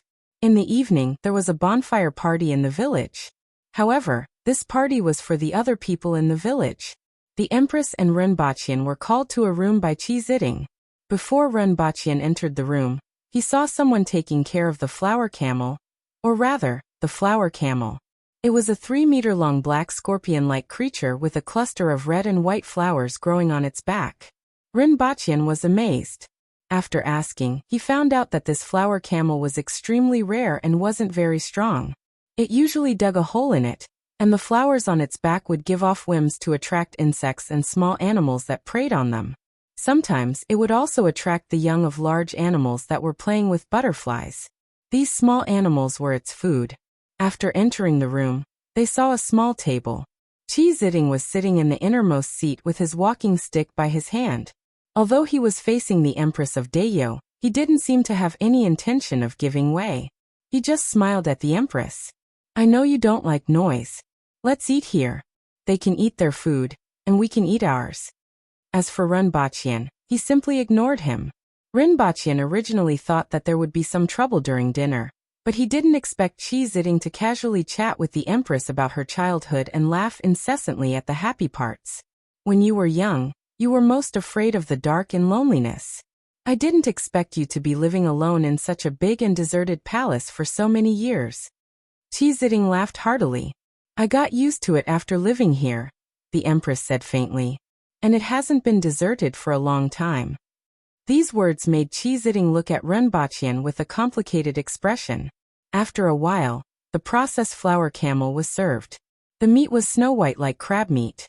It tore into shreds and tasted fragrant and delicious when placed in the mouth. Renbaqian immediately couldn't control his mouth. Of course, he didn't want to care either. While the other two were talking, he only cared about eating. The wine was fruit wine brewed in the mountains. It was cloudy and poorly made. Fortunately, the fruits in the mountains were sweet, so the wine tasted good. Renbaqian saw that the Empress's wine cup was empty from time to time, so he poured a cup for her before pouring another for himself. Have you found the whereabouts of the late emperor? The Empress asked after half a round of wine. There were not many records of the late emperor. At that time, the people who knew the truth had also left. Until now, the Empress still didn't know why they suddenly left. Or rather, no one knew, but everyone wanted to know. Although Qi Ziding had gone through so many things and had lost his legs, it was impossible for him to return to the 60,000 mountains without searching for the late emperor. I searched in that direction for 2 years. I passed through the deepest village and climbed the highest mountain.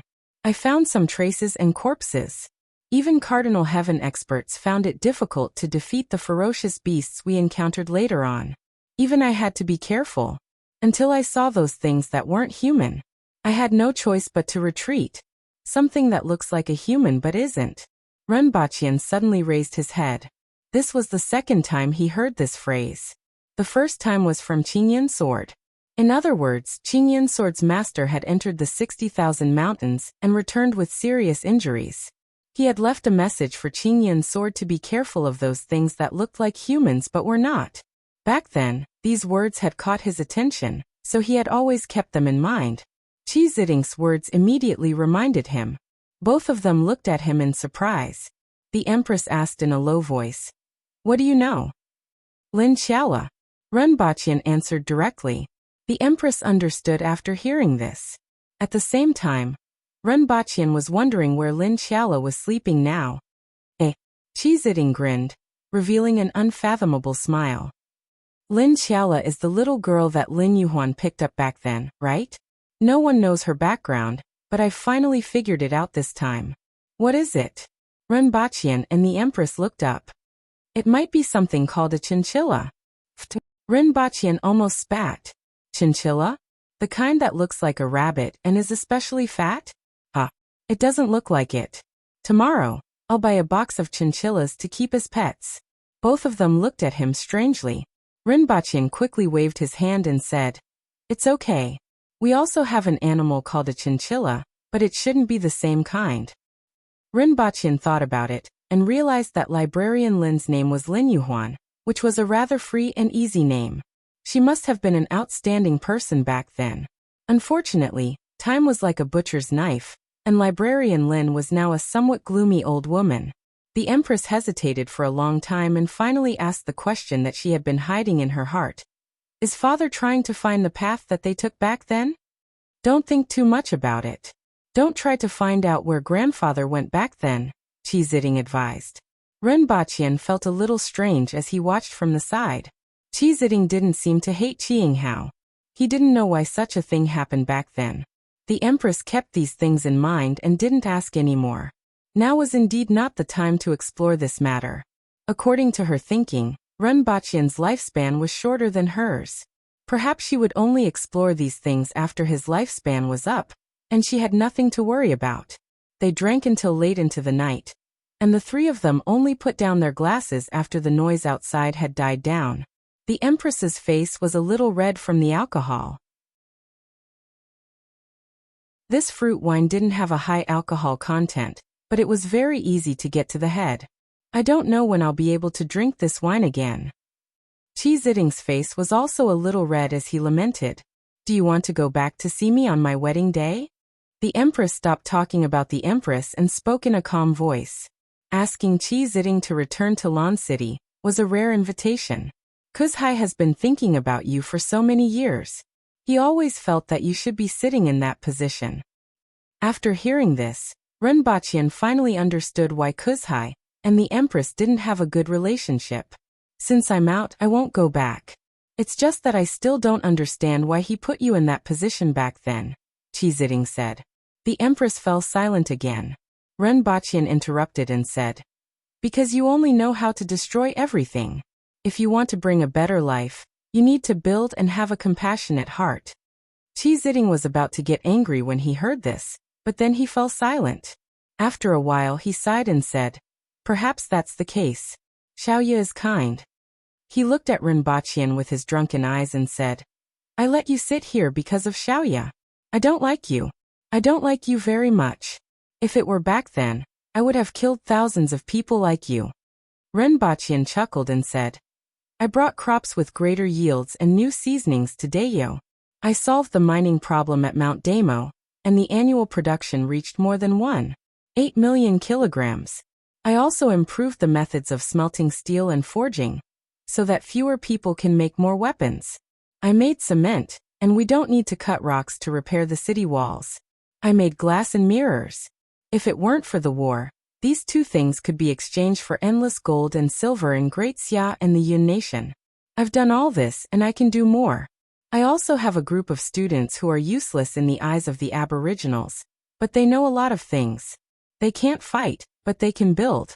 They improved machinery that can travel more than 500 kilometers a day, without the use of animals. As long as the railway is laid, it will only take 3 days to travel from Lan City to the Yun nation. They are also making generators to make Lan City brightly lit at night.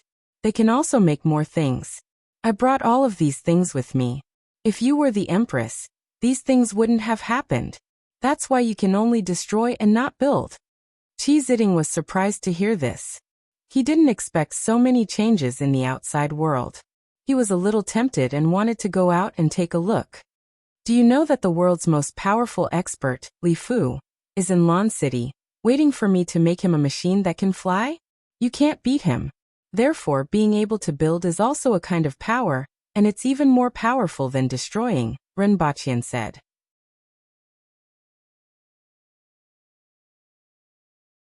Chapter 746. After returning to the stone house, Ren Baqian listened to the Empress's breathing on the bed, and felt a little restless. Apart from the time when he was injured and the two of them were sleeping in the wilderness, even the hotel suites were separated by a mile and a mile. It was rare for them to be so close. Your Majesty, he called out softly. What's the matter? The Empress's voice came from the bed. I just suddenly thought of it. Ru Xian and Lin Xiaola have been in the palace for a long time, so they don't seem to know much about gender. However, Your Majesty is very polite and guarded against it. Who taught you this? Ren Baqian looked puzzled and had a mischievous smile on his face. Isn't it normal? The Empress asked. Ren Baqian stroked his chin and said, It's normal, but I feel that. Could it be that Your Majesty has read pornographic novels before? What's a pornographic book? The Empress was stunned and didn't know how to react. Those books that describe men and women. Ren Baqian chuckled. Crack! Ren Baqian heard the sound of the bedboard cracking bang. The wooden pillow was thrown directly at Ren Baqian by the Empress. It hit the area between Ren Baqian's legs and bounced off. Ren Baqian broke out in a cold sweat. Calm down, Your Majesty, calm down. I was just asking casually. The Empress immediately sat up from the bed. Her eyes shone brightly in the darkness as she said in an unfriendly tone. How do you know that Xian Zhe and Lin Xiaola don't understand the matters between men and women? Ren Baqian was shocked and almost bit his tongue. He had wanted to tease her a little, but in the end, he had buried a mine for himself. And nuclear landmines. Ren Baqian's brain was working very fast. He felt that his brain was working faster than an i9 processor. No matter how he thought about it, he felt that this matter couldn't be avoided. After all, he had already said it, so he could only avoid the important point and dwell on the trivial. Because the two of them don't really avoid people when they change their clothes. In any case, he couldn't tell anyone about the electric shock. The electric shock was nothing, but Xianzhe's reaction made him feel exceptionally guilty. Have you seen it before? The Empress asked coldly. When Her Majesty returned to Earth, she threw the two of them to me. I threw them clothes, but they changed on the spot and gave me a fright. Renbachian said honestly. You really can't blame me for this. I was also shocked at the time. What he said was true. If the Empress asked, he could also confirm it. In any case, he didn't do anything. The Empress groaned softly, lay back on the bed, and stared at the ceiling. Renbachian turned around, sat up, and looked at the Empress on the bed. He didn't say anything and just looked at her. After a long time, the Empress couldn't take it anymore. She looked at him from the corner of her eyes and asked, "What are you looking at?" "I just want to take a look. I like it." Renbachian replied softly. "I can't sleep with you looking at me like that." The Empress didn't know if she was happy or unhappy to be stared at like this. She felt uncomfortable all over, but when she heard those words, she didn't hate it. "Since you can't sleep, let's talk." Renbachian's mouth twitched and almost suggested truth or dare. It wasn't easy for him to dispel this suicidal idea. "Haven't you said enough during the day?" the Empress asked. "During the day we talk about the day, and at night we talk about the night. It's not the same." Of course it was different. A man and a woman were alone in a room at night. How could they speak the same words as they did during the day? The Empress felt uncomfortable being stared at by him and asked helplessly, "What do you want to say?" "How many children do you like to have, Your Majesty?" Renbachian's words almost made the Empress fly into a rage out of humiliation. "Do you want to grant amnesty to the world during your wedding?" Renbachian immediately changed the topic after teasing her. The Aboriginals were very strange.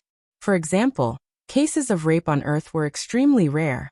Logically speaking, such cases should be common in a world with a high level of martial arts.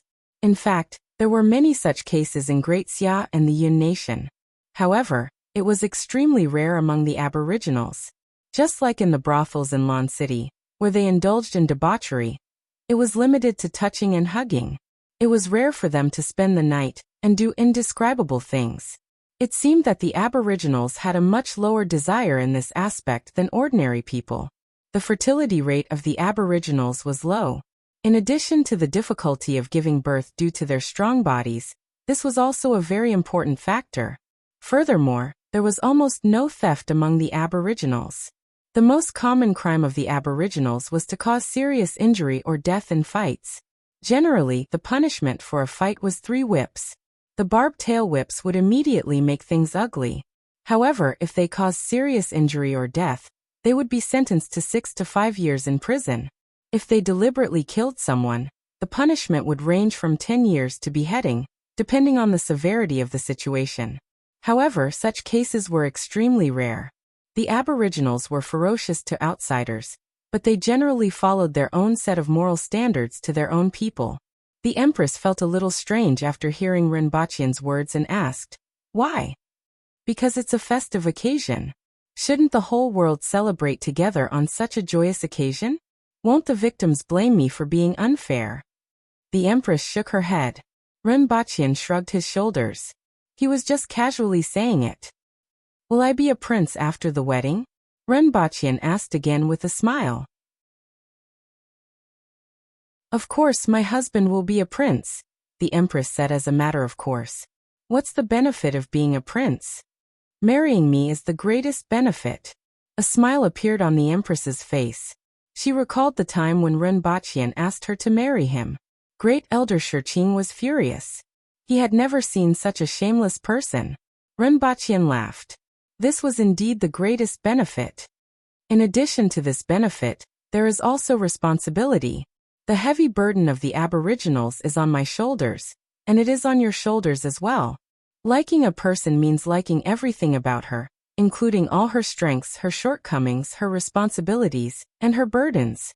This was said by a famous person, Renbachian said softly. "Even I'm moved. What's this person's name? It sounds like he's a responsible person." Renbachian. The Empress wanted to laugh. He was indeed shameless again. "It's a little cold in the mountains at night," Renbachian said with his arms crossed. The Empress couldn't be bothered with him. Even if it was really cold, he wouldn't feel anything with his strength. Seeing that the Empress was ignoring him, Renbachian could only lie on the ground and look at the roof with his hands behind his head. He suddenly thought of something and said, "Your Majesty, after the wedding, we still have to hold a wedding on Earth." He originally wanted to hold a thank you banquet, but after thinking about it carefully, if he only held a thank you banquet, his family would ask him where the wedding was held and where his family was. What would he say? What would it look like if he didn't let his family know about the wedding? However, he couldn't possibly say that his family was on another planet. "Okay," the Empress replied softly. Even though she didn't like this, she let Rinpochian do as he pleased. Even though she was the Empress, she was always considerate of Rinpochian. Rinpochian had always felt that this was extremely rare and precious. There should be at least some people from her family at the wedding, right?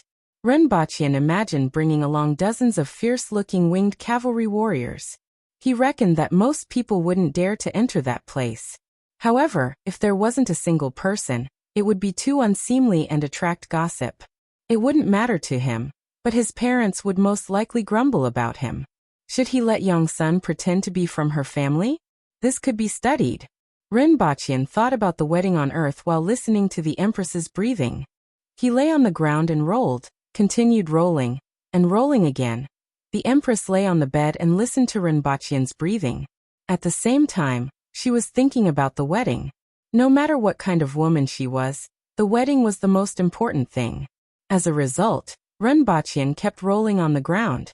The Empress reached out to touch him, and remembered that she had thrown the pillow away.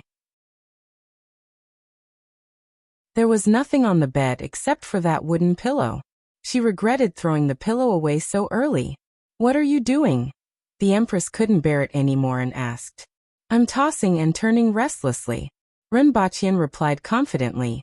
"I can't sleep thinking about my wedding with your Majesty and growing old together." The anger that the Empress had just brewed dissipated again. She continued to lie on the bed and stare blankly at the ceiling. Then, she kept feeling uncomfortable lying down and wanted to turn over. The Empress felt that she had been infected by him.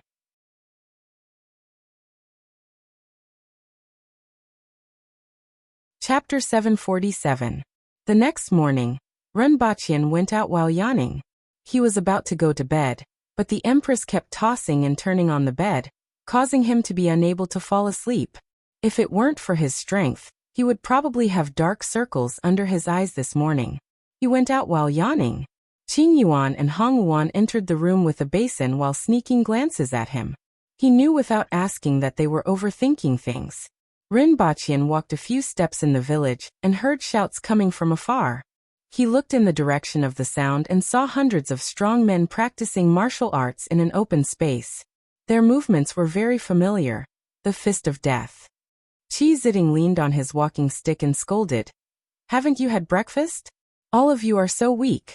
If you were like this under my command back then, I would have beheaded you long ago."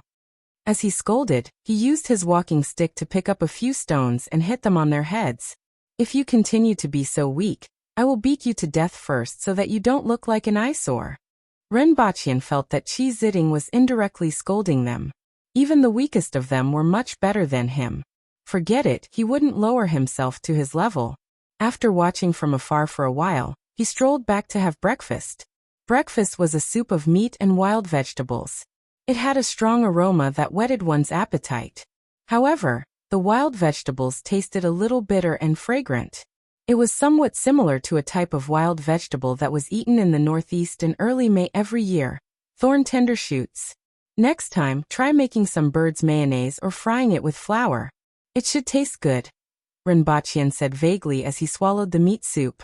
"Do it if you want. The Imperial Kitchen doesn't know how to," the Empress said while holding a bowl. The Empress's manners were much better than his, but she ate faster than him. Her wooden bowl was filled to the brim, and she tilted her head and poured all the soup into it. Her actions were pleasing to the eye. Rinpochian figured out the reason for this. Good looks were good in everything.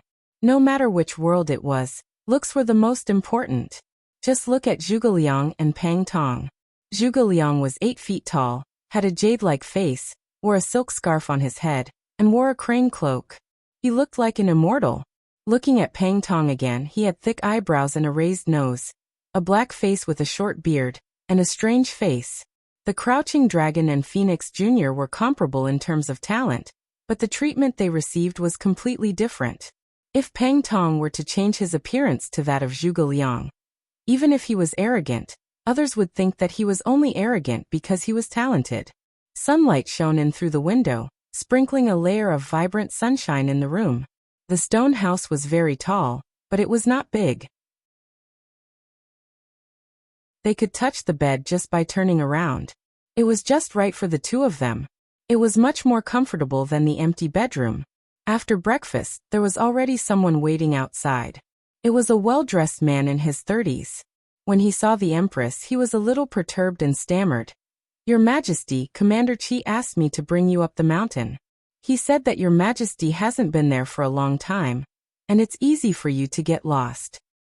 "Commander? Brother, do you still hold a position in the village?" the Empress asked pleasantly. Yesterday afternoon, the two of them had been at loggerheads the moment they met, but after dinner, things had eased up quite a bit. "Commander Qi is the leader of the hunting team," the man said with a simple and honest face. "He can't stay idle." The Empress smiled, and the man was stunned. "Let's go." The cemetery of the Qi family wasn't at the back of the village, but on Mount Yulong, where the dragon's head was. Rinpochian didn't know anything about geomancy, and didn't know what would happen if the cemetery was placed on the dragon's head. However, after so many years, there was an emperor.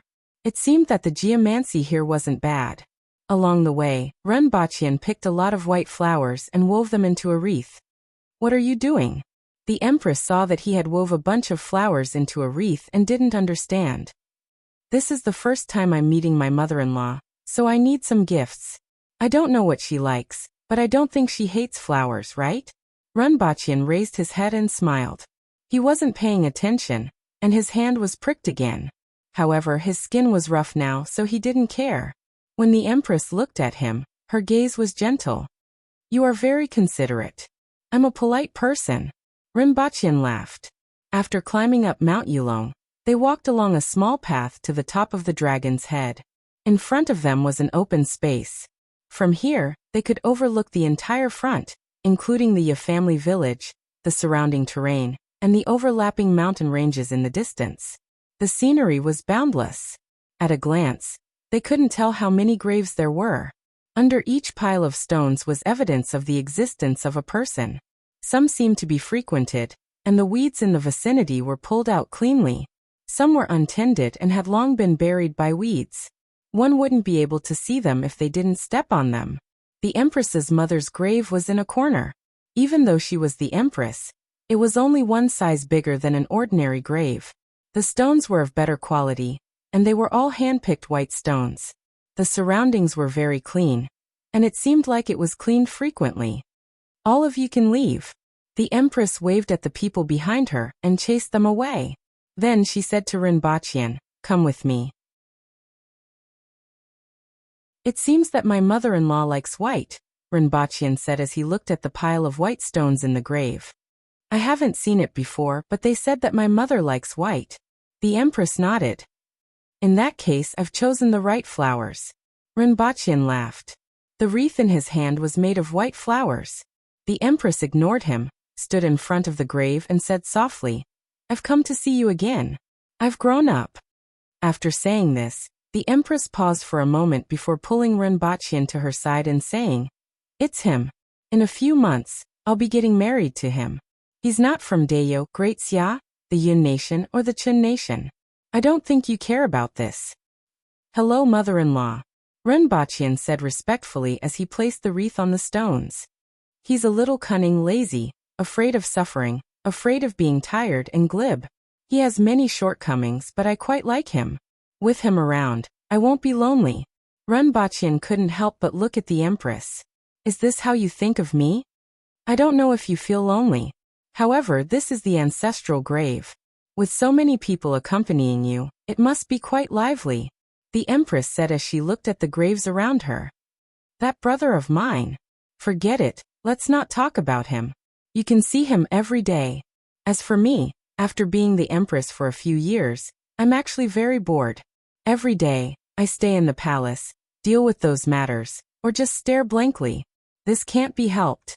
Father is gone, and I don't know where he went. He must be looking for the late emperor. With so many aboriginal commoners, someone has to take care of them and bear the responsibility.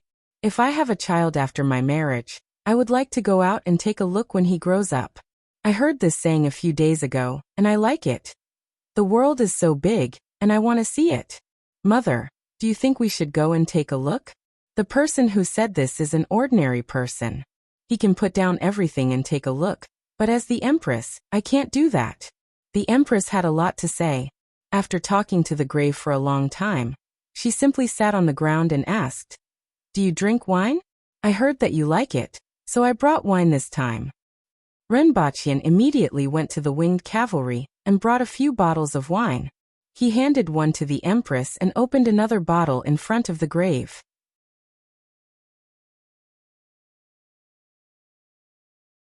Chapter 748. The Empress sat in front of the grave for an entire day from morning to night with wine bottles strewn all over the ground. He even knows how to sing. It's quite nice. The Empress threw the wine bottle aside and laughed as she suddenly thought of something. Renbachian looked at the Empress and wondered if she had drunk too much. Did she really drink too much? Not only did she drink in front of the grave, but she also wanted to sing? Should she go to the disco? After drinking a box of sorghum liquor, even the Empress couldn't help but get drunk. She immediately said modestly, "I only sang Pomp and Circumstance well. It would be even better if there was an eru." The Empress immediately stopped talking. After sitting there in a daze for a long time, she said dully, "I have said so much to you, but you didn't even reply to me. It's boring to talk alone, and you talk to yourself like a fool. Forget it, I'm leaving. I'll come back to see you on my way back." After the Empress finished speaking, a gust of wind blew, causing the nearby branches and weeds to rustle. "I don't understand what you are saying either. Anyway, I'm leaving, and you don't have to send me off." The Empress waved her hand and stood up from the ground, swaying a little. Renbachian put his arm around her waist, and she didn't object, allowing him to do so. "Goodbye, mother-in-law." Renbachian even politely nodded at the grave to bid farewell. After walking for about 100 meters, there were winged cavalry warriors waiting there. However, all of them had bumps on their faces and were beyond recognition. "Did you guys dig out a beehive?" Renbachian asked subconsciously. In the end, this group of people took out 2 beehives reluctantly and said, "Sir Run, there are 2 beehives from Golden Ring Peak nearby. This honey isn't only fragrant, but also has all kinds of miraculous effects. It makes people feel like they are in the clouds and forget about the troubles of time." "So precious?" Renbachian was surprised. Looking at their reluctance, he knew that this was definitely something good. "It's mainly because it's rare. This thing is rare even in the periphery of the 60,000 mountains, and we only encountered 2 here," one of the winged cavalry warriors said. Looking at the bumps on their faces, these bees were pretty impressive to be able to sting a winged cavalry warrior like this. "This is for Her Majesty." Everyone brought over 2 beehives that were half the size of a human. "It's not good for me to take your things. How about this? Each of you will be rewarded with silver." The Empress was halfway through her sentence. She didn't even know how much money was left in the treasury. Renbachian immediately replied, "Everyone will be rewarded with 300 taels of silver. Everyone at the foot of the mountain will get 100 taels." "Thank you, Your Majesty." Everyone was overjoyed. One had to know that a winged cavalry warrior's salary was only 15 taels of silver. 300 taels of silver was almost 2 years of their salary. However, in the Yun nation, an Earthwill expert's annual salary was at least 2,000 to 3,000 taels. The Empress glanced at Renbachian. Each of the 200 winged cavalry warriors on the mountain would receive 300 taels of silver. Each of the 400 winged cavalry warriors at the foot of the mountain would receive 100 taels of silver.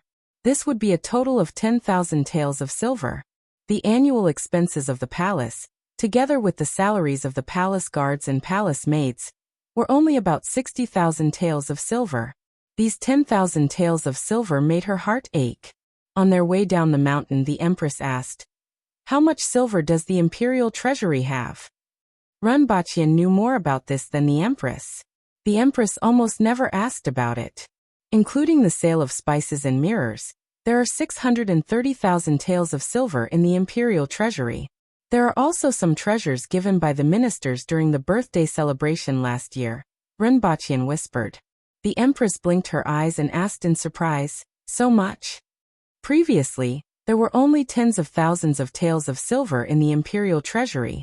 She didn't expect there to be more than 600,000 taels of silver, which surprised her. This was equivalent to 10% of the national treasury's annual income. This is part of the purchase of medicinal herbs. Renbaqian continued, now that the families of the officials in Lan City are almost out of money, I'm afraid that their income will drop in the second half of the year. However, Your Majesty has always allocated funds from the imperial treasury to purchase weapons in the Yun nation. Now that the money has been saved, there will naturally be a surplus. At the end of the year, the gold mine will also receive more than 100,000 taels of silver. The Empress nodded and said, That's true. This is all thanks to you. Knowing that there was so much money in the imperial treasury, the Empress didn't care about the 10,000 taels of silver that Renbaqian had thrown out just now. It was already dark by the time they went down the mountain. The village was pitch black except for a few torches near the gate, and a few stone houses in the innermost part of the village. For the villages in the mountains, lighting up was never an easy task. The animal oil that could be used to light the torches was also very precious to them. Ziding had already prepared a meal for them. After eating, Renbaqian and the Empress extinguished the light and lay down in the room. One of them was still on the bed, and the other on the floor. Not long after, Renbaqian heard the Empress's breathing stabilize. It seemed like she was fast asleep.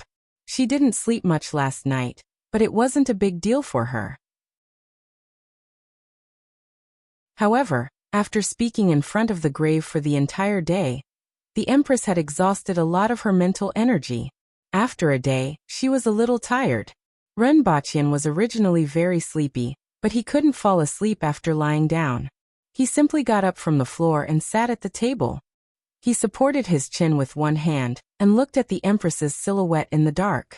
Although there was only a little moonlight shining in from outside, with the improvement of his strength, he could see more clearly than ordinary people in the dim light. He could even see the Empress's appearance and the rise and fall of her chest as she breathed.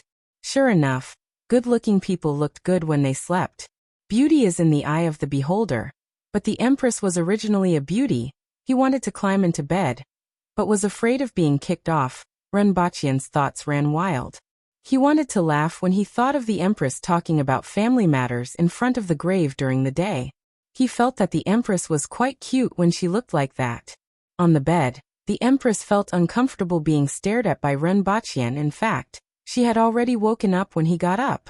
However, she wanted to see what he was going to do, so she didn't say anything. In the end, he sat in front of the table and kept looking at her. As he looked at her, he even laughed. She didn't know what he was thinking about. Now that the Empress wanted to open her eyes, it wasn't appropriate, so she simply continued to pretend to be asleep. There was still some sweetness in her heart. After a while, she gradually let go and allowed Renbaqian to look at her as she fell asleep. The next day, Renbaqian went out yawning again. Seeing him like that, the Empress felt that he deserved it. Fortunately, there wasn't much to do today. During the day, the Empress and Ziding chatted, and Renbaqian found a place to catch up on his sleep. Renbaqian didn't know how long he had slept, but he was slapped awake by someone. At that time, Renbaqian was sleeping when someone slapped his face and nose. Then he found someone else beside him. Lin Xiaola. He didn't know where she slept all day, but she had come out of nowhere today. She was lying on her back drooling, holding a bag of sweets in one hand, and slapping him with the other. Renbaqian covered his face as he got up from the ground. He could smell the smell of alcoholic chocolate coming from Lin Xiaola's mouth. He also saw the wrappers scattered on the ground. Looking at her face, which was a little red, Renbaqian felt that she might have drunk too much. She had drunk too much alcoholic chocolate. She couldn't drink alcohol. Not at all. Renbaqian opened the bag and found that all the alcoholic chocolate was gone. He casually threw the bag back into her hands. He wanted to give her a kick, but he didn't kick her when he saw her acting like a little girl. Renbachian sighed, and felt that he was quite unlucky to have gotten into trouble while he was sleeping. He walked out to stretch and saw that the Empress and Qi Ziding were still sitting there. The sun was setting, but the two of them were still sitting there talking about something. Looking at this scene, one couldn't tell that one was the current Empress, and the other was said to be a bloodthirsty murderer who assassinated the previous emperor for the throne. This scene was too harmonious. Although the two of them were close relatives and hadn't seen each other for 10 years, it was normal for them to talk a lot. Now Renbachian understood that the Empress didn't actually talk a lot. She started to talk more when she was with him.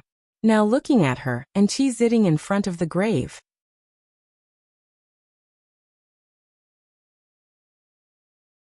Chapter 749.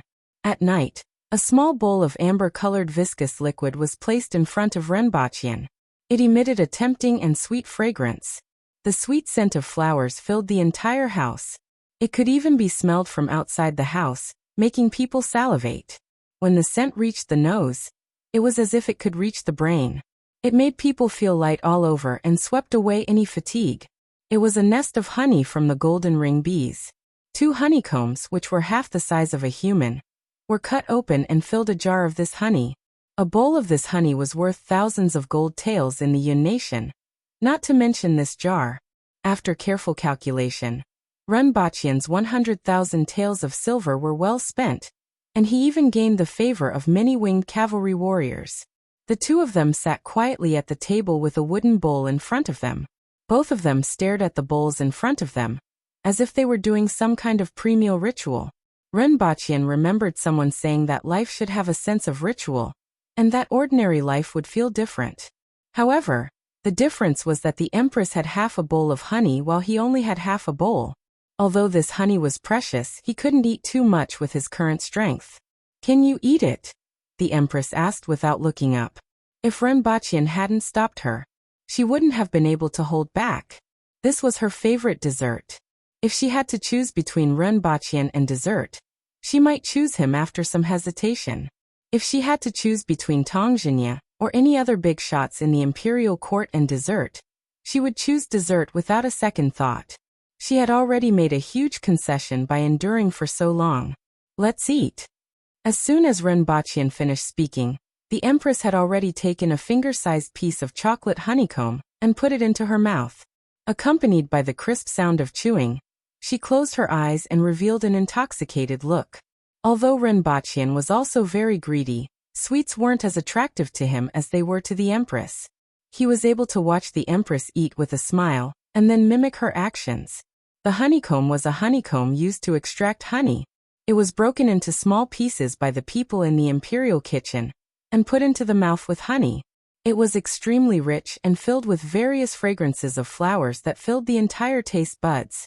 Renbachian tasted it carefully, and could actually detect the fragrance of several flowers.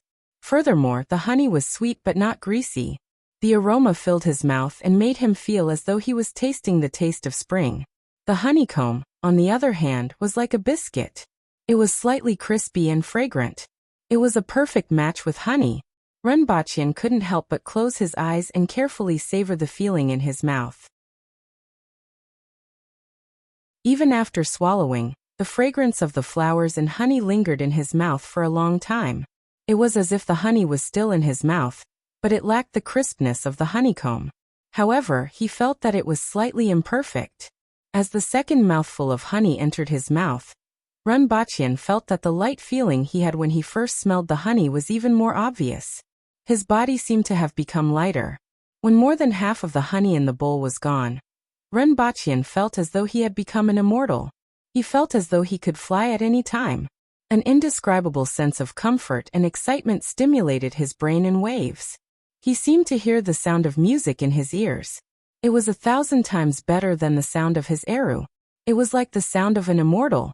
Renbachian shook his head to wake himself up.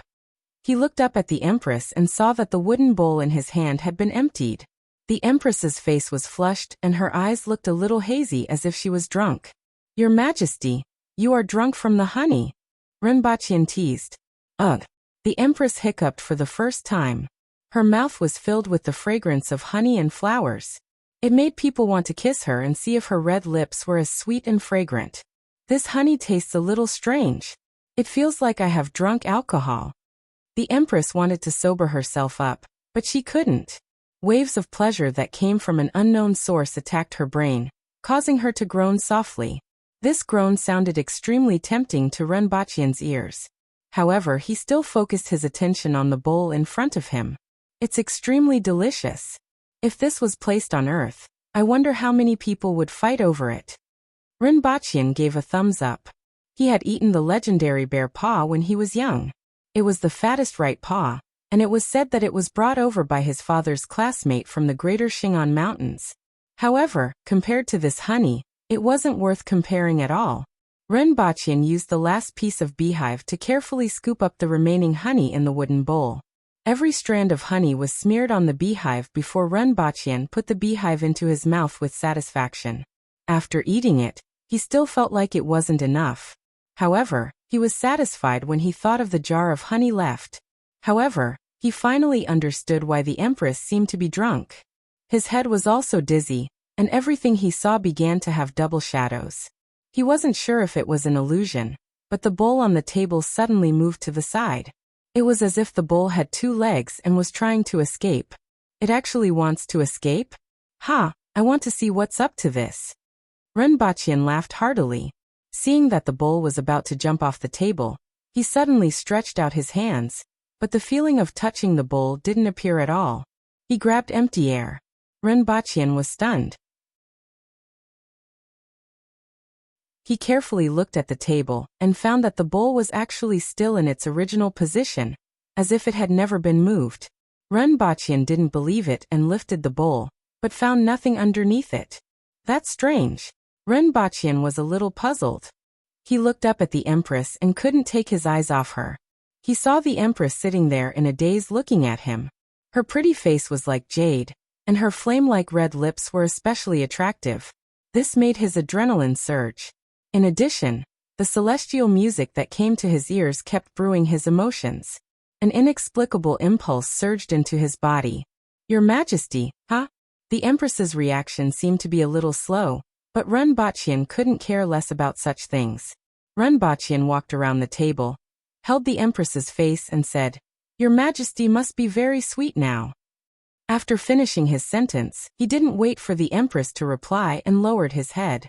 It's indeed very sweet. Renbachian thought to himself. This was a soul-stirring kiss that lasted until the end of time. Renbachian couldn't bear to leave the Empress's red lips, and her hands were placed on his waist. This made it even more difficult for him to control himself. Then he blacked out. When he woke up again, he found himself on the bed and holding a ball of softness under his palm. Pinch, pinch, pinch again. The sweet smell of her breath gently blew against his face. Renbachian saw the Empress beside him with the help of the dim light in the room. A red muslin was hanging at the corner of the bed. Her white inner garment was half undone, revealing a touch of fullness. Renbachian carefully moved his hand away and took a look. It was as if he was looking at an exquisite jade sculpture, which made his heart beat like a flame. Oh! The Empress snorted softly and turned her body.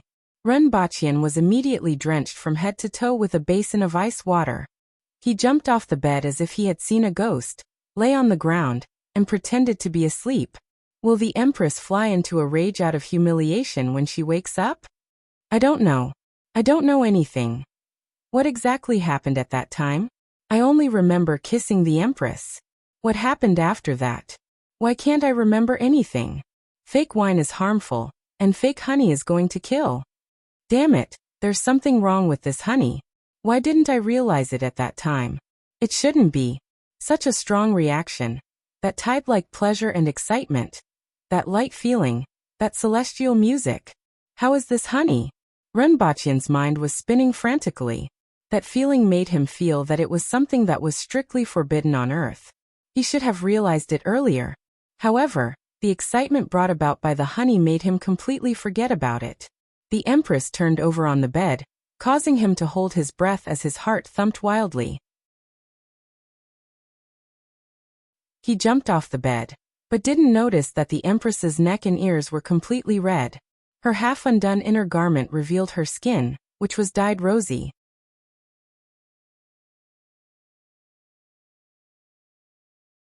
Chapter 750. It was a torturous night for Renbaqian. He obviously couldn't sleep, but he didn't dare to move. He even had to breathe softly so as not to wake the Empress. He was thinking about the scene he saw and the lingering sensation on his hand. He was also worried that the Empress would fly into a rage out of humiliation when she woke up. Their marriage had already been decided, and they had even talked about it in front of the Empress's mother's grave. However, the Empress was extremely shy in this regard. It was difficult for them to make much progress before the wedding. Renbaqian was already aware of this. Anyway, there were only a few months left, so he wasn't in a hurry. He didn't expect such a situation to occur because of such a small bowl of fake honey. On the contrary, it made him feel a little apprehensive. Although the harvest was big enough, the danger was greater than the harvest. Marx once said that it would dare to commit any crime for 300% profit, even at the risk of being hanged. However, Renbaqian felt that it would be too unjust if he was buried by the angry Empress, after just holding her hand once, twice, thrice. Therefore, the best choice now was to pretend to be dead. After an unknown period of time, Renbaqian shut his eyes tightly and heard a soft groan from the bed, followed by the sound of the Empress getting up. The Empress sat there for a moment and put on her clothes. Renbaqian's mind gradually outlined the details of the Empress's movements. Then the Empress kicked Renbaqian awake. "Oh, it hurts," Renbaqian said with sleepy eyes. "What happened last night?" the Empress asked faintly. "What happened? I don't know." Renbaqian looked at the Empress blankly. At this time, the Empress had put on her white undergarments and red veil. She was staring at him with flickering eyes. "What happened?" Renbaqian asked. "Nothing." The Empress shifted her gaze away and appeared at the door in a flash. Seeing the Empress's actions, Renbaqian secretly heaved a sigh of relief and gave himself a thumbs up. She was indeed worthy of being the best actor. The Empress opened the door with her eyes flickering. She felt tiny beads of sweat on her back. With her strength, this was simply impossible. "Your Majesty, why is your face a little red?" Qing Yuan asked curiously from the side, while carrying a wooden basin. The Empress glared at her fiercely, but her voice didn't reveal any clues. She casually asked, "Your face is red?" Qing Yuan was kicked by Hong Yuan. She lowered her head and said, "I saw wrongly." The morning sun shone on His Majesty's face, making it look slightly red. "What happened to Her Majesty?" Renbaqian asked as he walked out of the room. "I'm fine."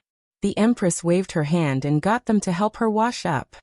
"If Your Majesty's face is a little redder, I'm sure it will look very good." Renbaqian laughed. Although he had suffered for a whole night, he was in high spirits, mainly because of the effects of the honey. Just a little bit of it could make a person feel 100 times more energetic. This honey had a very strong stimulant effect.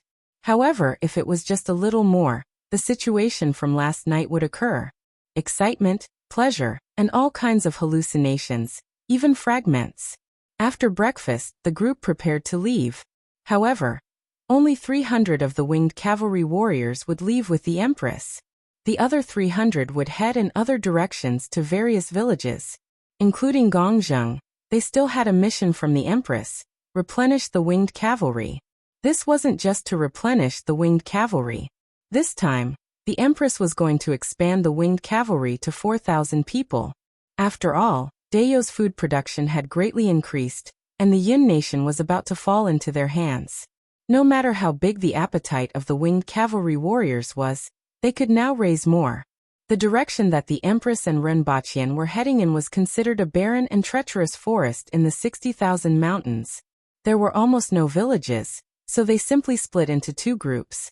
Renbaqian and the Empress would go to the place that Librarian Lin had mentioned, while the other 300 people would go to the depths of the 60,000 mountains under Gongzhang's lead to recruit Kismet Heaven experts. While everyone was packing, Renbaqian saw that the people from the Imperial Kitchen had actually put the jar of honey on the backs of their mounts. He quickly said, "You don't have to bring this. Sir, the honey of the golden ring bee is very precious. It would be a pity to throw it away." the people from the imperial kitchen said. Renbaqian thought about it. This honey was indeed good stuff, but he didn't know if it would be addictive. Otherwise, it would be excellent to drink some during the bridal chamber. After all, we have to walk on the mountain road, and can easily break it. I'll leave it here, and take it when I come back. At this time, he was glad that he had hidden this from the Empress. Otherwise, he didn't know what her reaction would be. As for using it during the bridal chamber, it didn't matter. Qi Ziding had already heard about this from the Empress, so he wasn't surprised to see everyone ready to set off. Instead, he sent them off to the front of the village. Accompanying him was a burly man in his 50s. There was a claw mark on his neck that tore open his skin, but he was lucky to be alive. However, the sound of his breathing was different from that of an ordinary person. It seemed that his trachea had been injured when he was clawed by the beast. This man carried a bow that was half the height of an average person on his back, and led a strange-looking mount. It had antlers and a dog's face, but it had the body of a tiger. Its fur was covered with camouflage-like stripes, and it had a dog's tail. His name is Yasheng, and he has been to the most places in the village besides me. He has also been to the place that you want to go and can lead the way for you. I won't be accompanying you. In any case, that place isn't very dangerous for you, and you still have to come back when you return. The Empress sat on Qi Shui's back and nodded. There's no need to send me off. I'll be back in a few days. Then she ordered everyone, set off. Everyone, who was already prepared, immediately set off. For the rest of the journey, Renbaqian spent less time with the Empress, and would read a book when he had nothing to do. On the one hand, he felt guilty. On the other hand, he wanted to read the yang boosting technique, again so that he could memorize all the details.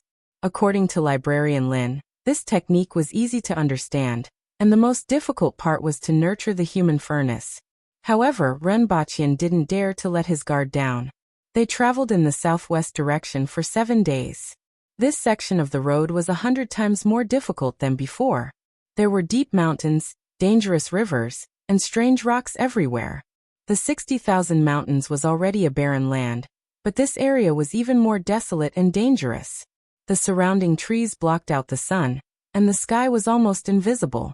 There were no roads in many places, and the weeds were taller than people.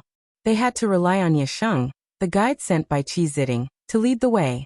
On this day, as they were advancing, they suddenly heard a roar that sounded like a lion or a tiger. The sound was so loud that it sounded like a drum being beaten beside their ears. Even though they were thousands of meters away, they could still feel the unparalleled ferocity of the beast. Renbaqian subconsciously approached the Empress and said, "Your Majesty, there seems to be a big guy in front." After being in the 60,000 mountains for so long, he could gradually distinguish the strength of some beasts. Although he had never encountered this beast in front of him, he knew that it wasn't to be trifled with just from its might. Moreover, after hearing this roar, the crow general that Renbaqian was sitting on also became vigilant. One had to know that the crow general was a cardinal heaven-level beast, and was even more powerful than an ordinary cardinal heaven expert. Only the Empress could subdue it. Even it behaved like this after hearing the roar. From this, it could be seen that the beast in front was definitely extremely powerful.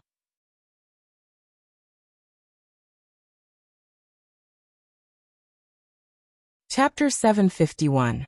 Yasheng's words caused a commotion. The winged cavalry warriors in the team were all recruited from the 60,000 mountains. Many of them had heard of the Xiongyan when they were in the village. The aboriginals who visited the village mentioned it as a legend. It was said that 1,300 kilometers south of the Ya family village, there was a red mountain called Two Mountain. Some people said that a long time ago, there was a group of ferocious beasts on the mountain that were even more powerful than cardinal heaven experts. They wreaked havoc everywhere and destroyed many villages. Later on, an aboriginal expert gathered the troops of many villages to attack and exterminate the group of beasts. The expert died on the spot, and many villages also suffered heavy casualties. That mountain was dyed red by the blood of the aboriginals and ferocious beasts that perished. Ever since that battle, not even a blade of grass grew on Two Mountain.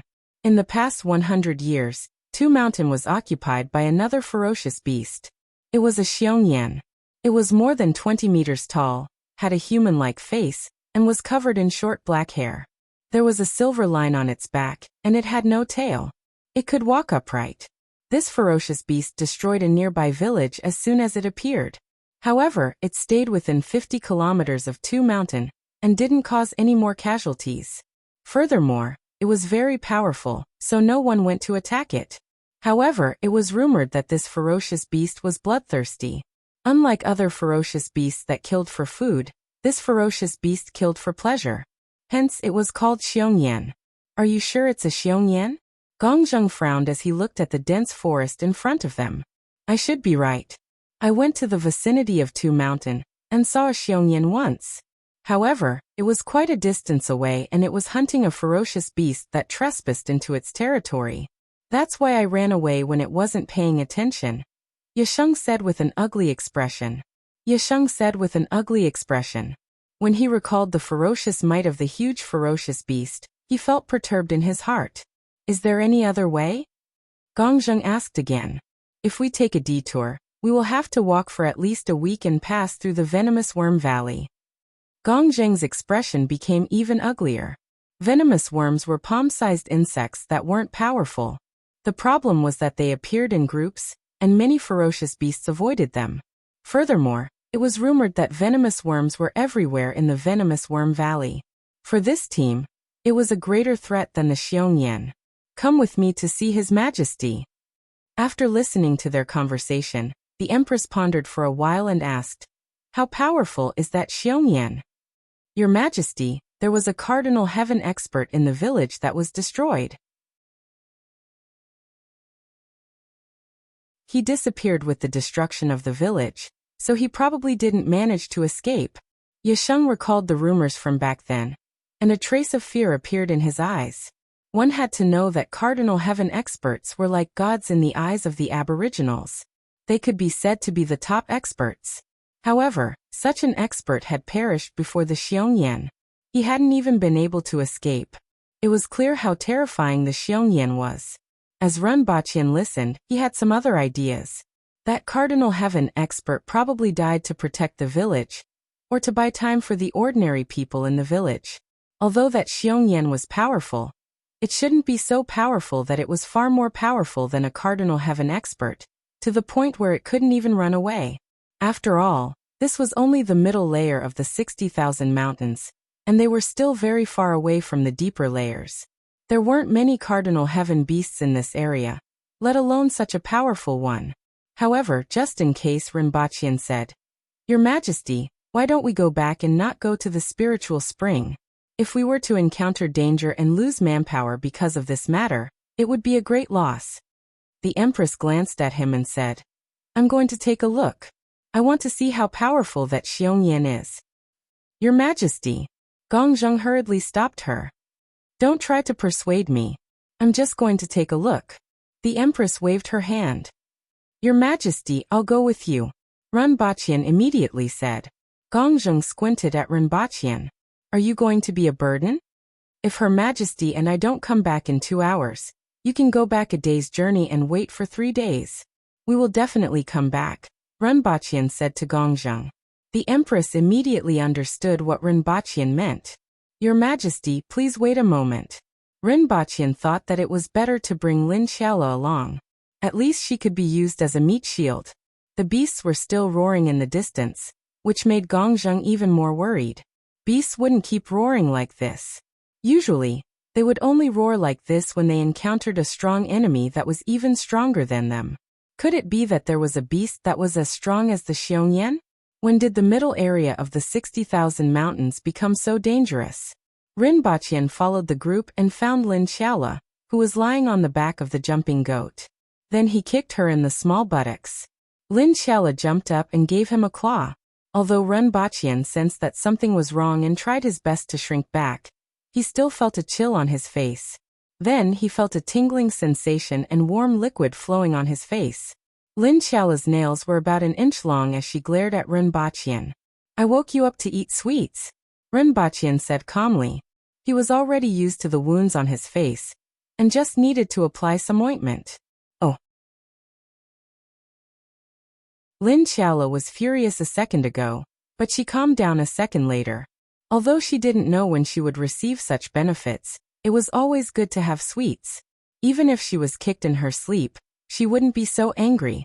Ren Baqian grabbed a handful of white rabbit creamy candies and threw them to her. I have something to do. Follow me. He brought Lin Xiaola to meet the Empress and asked everyone to stay where they were while the three of them entered the dense forest ahead.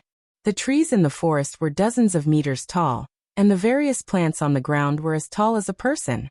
It would be difficult for an ordinary person to move an inch here, but it didn't affect the three of them much. The Empress and Lin Xiaola's figures flashed on the tree branches.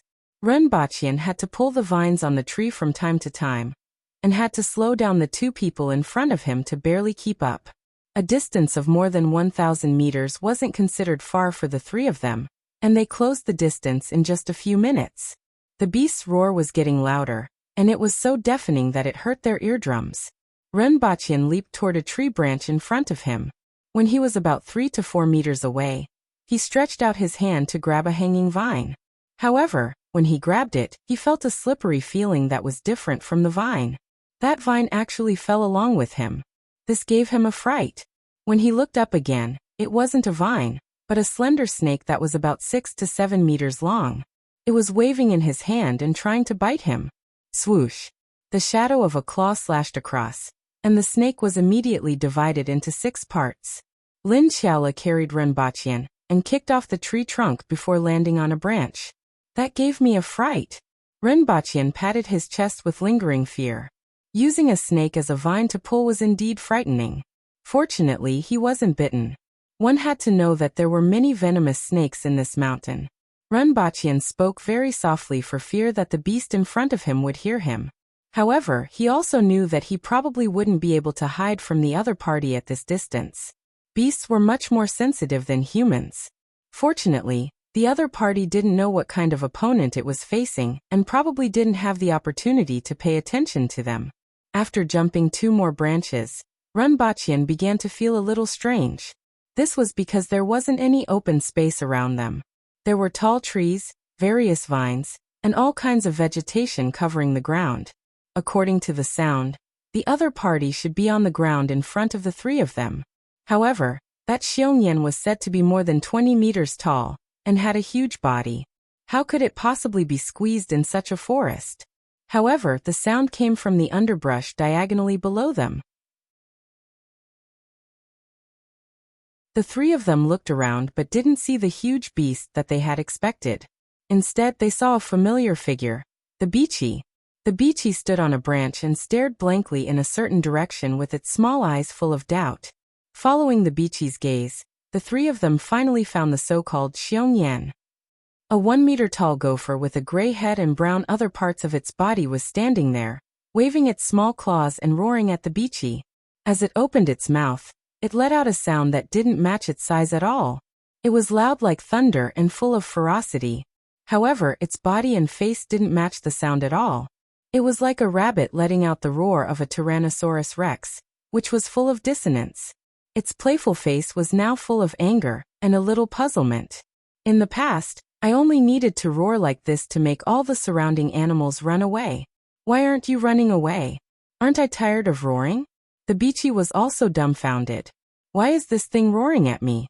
It's neither fighting nor running away. Why is it just standing there and roaring? Furthermore, how can this body make such a loud sound? Is this a Xiongyan? Ren Baqian pointed at the thing that looked like a gopher and couldn't believe it. It was different from what he had described. The Empress was also puzzled. In a flash, she landed behind the gopher that was roaring at the Bichi, reached out, grabbed the back of its neck, and lifted it up. The gopher panicked at first, then turned its head and roared at the Empress. The Empress's expression became even weirder. This roar really made her feel like she was facing some kind of powerful, ferocious beast. She even subconsciously felt vigilant. However, the thing in her hand was at most at the manual level. It couldn't struggle at all when the Empress grabbed it.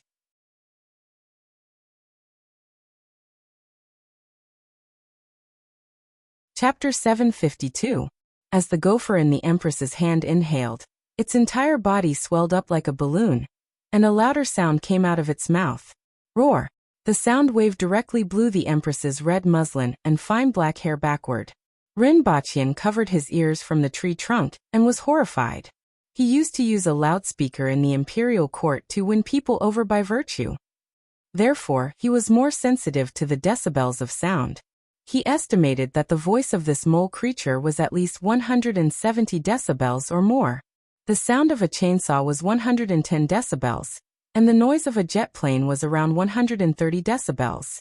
The noise produced by a rocket was only 160 to 170 decibels. The sound of this gopher's voice was even louder than that of a rocket. A noise of 170 decibels could not only deafen people in an instant, but it could also kill people at close range. Although it could kill ordinary people, it was enough to show the power of such a loud sound. Even an earthwheel expert would be greatly injured if he heard such a sound at close range.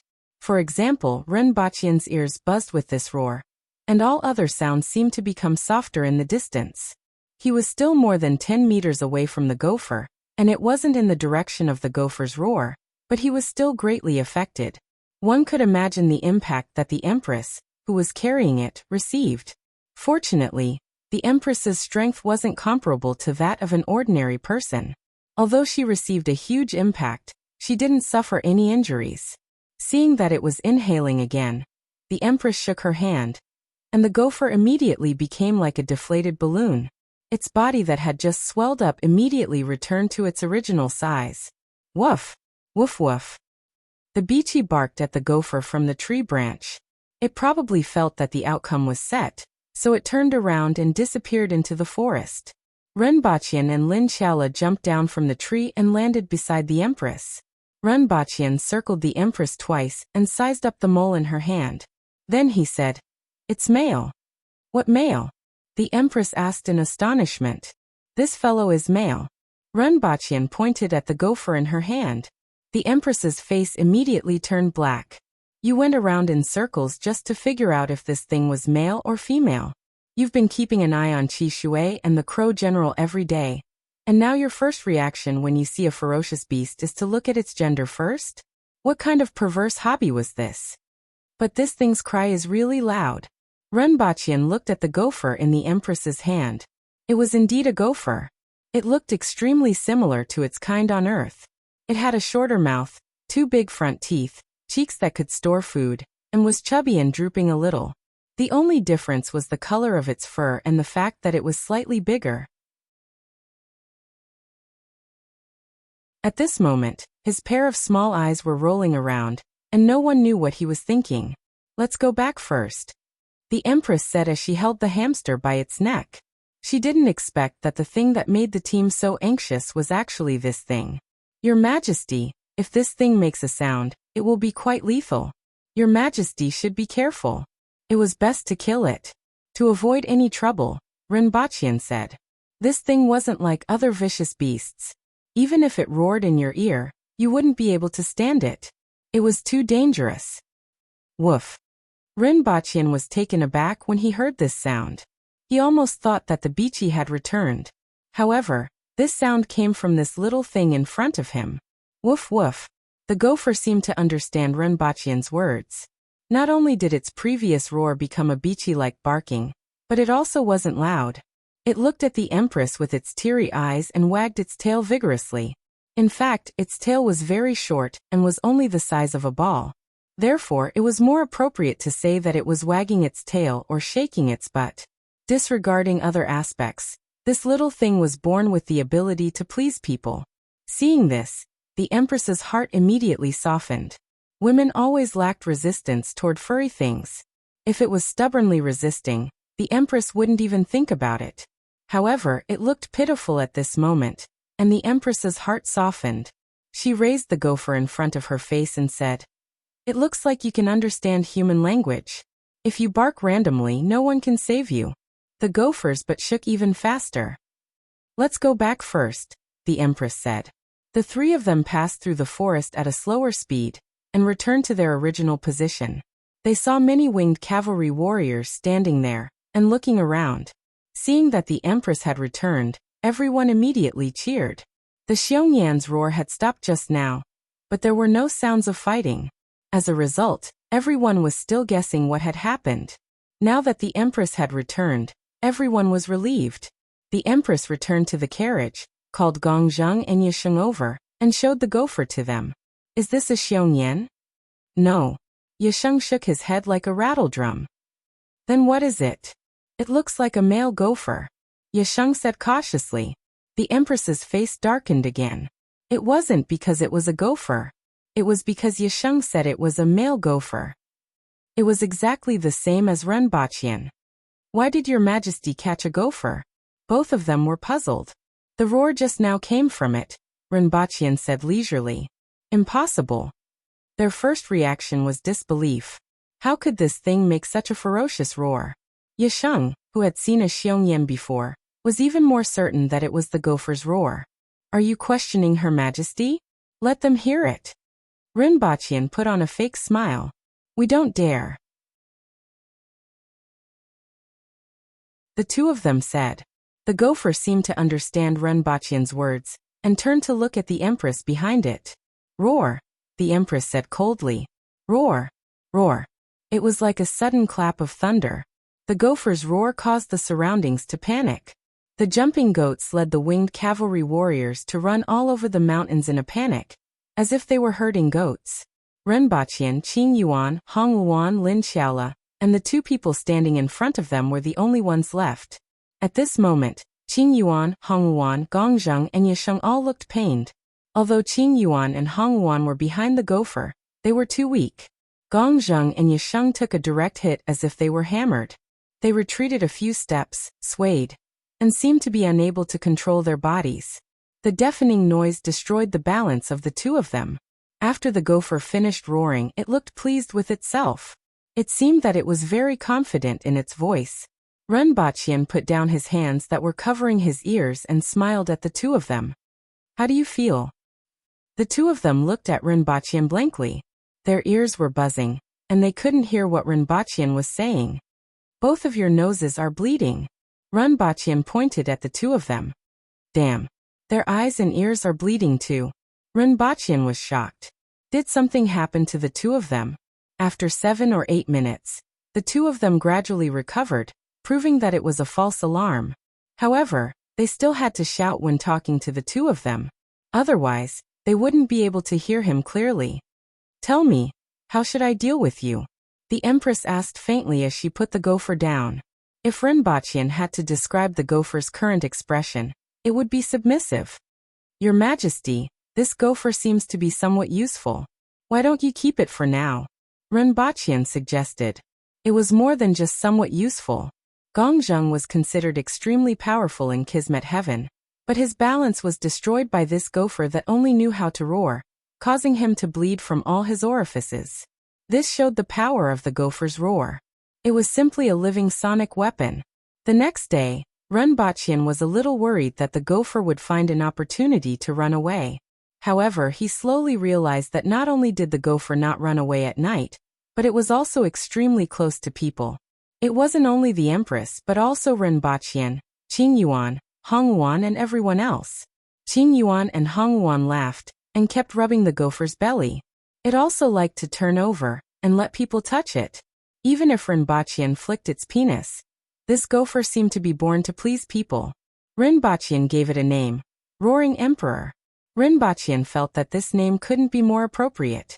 In addition, he realized that this gopher seemed to be able to imitate the sounds of other creatures. Not only did it bark like the beachy, but it also made the sound of a jumping sheep. Furthermore, it imitated it very well.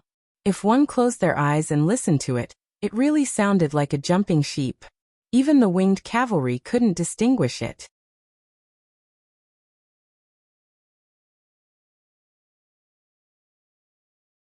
Chapter 753. Although the rest of the journey wasn't too troublesome, there were still a lot of small problems. After all, the 60,000 mountains had never been a comfortable and safe place for the aboriginals who had lived here for generations. There were all kinds of strange insects and beasts. Renbaqian saw groups of stomach worms. They were carnivorous insects that emitted a dark green glow from their abdomens, had translucent black wings, and were about the size of half a palm. The scene of this kind of worm passing by was really everywhere, and the whole mountaintop was dyed black and dark green. Countless ferocious beasts fled frantically. Some of them were covered with worms, and they fell powerlessly after running for a short distance. Then they were swarmed by worms, and after that, only white bones were left. This scene was extremely terrifying. A single stomach worm was very weak and could be trampled to death with one stomp. However, tens of millions of stomach worms gathered together could make any powerful beast retreat. Renbachien and the others waited for these worms to pass by for 2 full days. Another type of creature that was more troublesome was the flat top of the 60,000 mountains, the Yong. It was a creature with a mouthful of fangs, a slender body, short brown hair, and looked somewhat like a gopher. However, this thing wasn't something that a timid gopher could compare to. The Yong could be said to go against the heavens, the earth, and the air. There was no species that it didn't dare to go against, and there was no enemy that it didn't dare to bite. It spent its entire life either fighting or on the way to fighting. No matter what kind of creature it faced, it never flinched, whether it was a powerful beast, a venomous snake, hundreds of winged cavalry warriors, or an army of stomach worms. There was nothing that it didn't dare to take the initiative to attack. More importantly, not only did these creatures form groups, but they were also extremely vengeful. If one escaped, you would find yourself surrounded by countless of them the next day.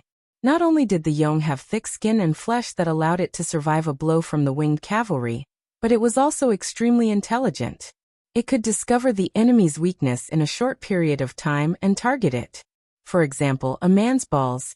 2 unlucky fellows had their balls bitten off by this thing, for example, the Crow General's chrysanthemum. The combination of all these characteristics made this creature, which looked a little cute but had a terrible personality, become the overlord of the 60,000 mountains. It also became the most troublesome creature for Renbachien and the others for a period of time. Even the aura of the Empress couldn't scare them away. Every day, when they opened their eyes, they would discover that they were surrounded by thousands of fanged beasts that appeared out of nowhere. They simply couldn't kill all of them, and this gave everyone a headache. In the end, the one to solve this problem was Roaring Emperor, whose combat power was so weak that he could only rely on roars. This kind of beast had rough skin and thick flesh. It was very resilient, and its body was also very agile. However, it had no resistance to the Roaring Emperor's roar. With a single roar, a small portion of them fainted. Even if they didn't faint, their balance was greatly affected, and they died under the blades of the winged cavalry. The price was that for 3 days, most of the winged cavalry couldn't hear anything clearly. You have to yell to talk face to face. Seizing this opportunity, the Aboriginals finally comprehended sign language. In addition, there were many exotic flowers and herbs that he collected along with some leftover ferocious beasts. He brought them back to Earth and handed them over to the laboratory. After leaving the family village for a full 21 days, everyone finally arrived at a barren land. Gloomy forests, rugged rocks, and gusts of chilly wind were all that was here. The blood-red land was everything. Renbachien felt that the sky here was somewhat gloomy and wasn't as bright as other places. The number of ferocious beasts, snakes, and insects in the surroundings began to decrease. All of this indicated that they were very close to the Earthine spring. Your Majesty, there's a village built on the mountain ahead. Gongzheng sent someone to report. There's a village here? Renbachien was a little surprised. Putting everything else aside, there were very few living creatures here. How could there be a village here? Your Majesty, if possible, it's best to take a detour, Yisheng said as he rode his mount back. I passed by that village when I first came here. The people inside are very strange. Hearing this, the Empress and Renbachien felt that it was strange. As there were many ferocious beasts in the 60,000 mountains, it was extremely dangerous. The Aboriginals lived in groups, and unless there was hatred between them, they wouldn't pass by a village without entering it. After all, it was safer to spend the night in a village than in the wilderness. Not to mention Yisheng's words, the people inside are very strange. What do you think, Your Majesty? Renbachien turned his head and asked. The Aboriginals in the 60,000 mountains are all my people. Why should I take a detour? I want to see if there's anything wrong with it, the Empress said. Hearing this, Yasheng had no choice but to lead the way. Soon, they arrived at the village, and Renbaqian and the Empress began to feel that something was wrong. Logically speaking, in such a desolate place with so many people, the people in the village would definitely come out to check and ask questions. However, no one came out when they arrived at the village. Furthermore, the gate of the village was wide open, and there wasn't a single aborigine inside. Everyone's first reaction was that the people in the village had left, and this place had been abandoned. This was very common in the 60,000 mountains, just like the village that had been destroyed by the Xiongyan. However, there weren't any signs of destruction around this village, which was a little strange. Gongzheng, go and take a look, the Empress ordered with a frown. Gongzheng led 10 cavalrymen straight into the village. After a while he came back with 2 people and threw them on the ground. Your Majesty, there are people in the village. We have caught 2 of them. Renbaqian looked up and saw that one of them was an old man and the other was a middle-aged woman. However, both of them had one thing in common. They weren't wearing anything and were completely naked. However, this wasn't what caught people's attention. It was their expressions that were dull, numb, and without any color in their eyes. Even though they were caught and thrown into the group by the winged cavalry in front of so many people, their expressions didn't change at all. Another thing was the color of their skin. Most aboriginals had bronze-colored skin, and only a few of them had fairer skin when they were exposed to the sun. On the other hand, the skin of these 2 people was greenish-black. Looking at these 2 people, even a fool could tell that there was something wrong. Who are you? The Empress asked as she sat in the carriage. Don't you know how to greet me when you see me? However, their expressions were still dull as if they hadn't heard what the Empress said. The Empress frowned. She didn't think that these 2 people were ignoring her, but that they were really strange. Are you deaf? Gongzheng scolded. How dare you be so indifferent in front of Her Majesty? I will kill you. Sir, it's useless, Yasheng said. What do you know?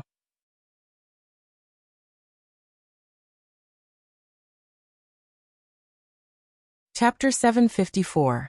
Renbaqian and his entourage entered the stronghold, and saw that there were hundreds of stone houses arranged in a ring. In the middle of the stronghold was a huge open space. In the open space, there were some bonfires and bits and pieces of sundries. This made the stronghold a little more lively. He carefully looked at the houses on both sides. Although they were the kind of stone houses that were commonly seen in the aboriginals, the stones here were the same as the soil. They were mottled dark red as if they had been stained with blood. Pushing open the door of a stone room, there was only a wooden bed, a table, 3 stools and a cabinet inside. Apart from them, there were 2 other people. A man and a woman in their 30s or 40s were sitting on the bed with their eyes fixed in front of them. Their entire bodies were covered in a greenish-gray color, and they were not wearing anything. Renbaqian walked up to the 2 of them and looked at them. Their gazes were the same as the previous 2 people. There was not a trace of life in them, as if they were dead people. Renbaqian touched their foreheads.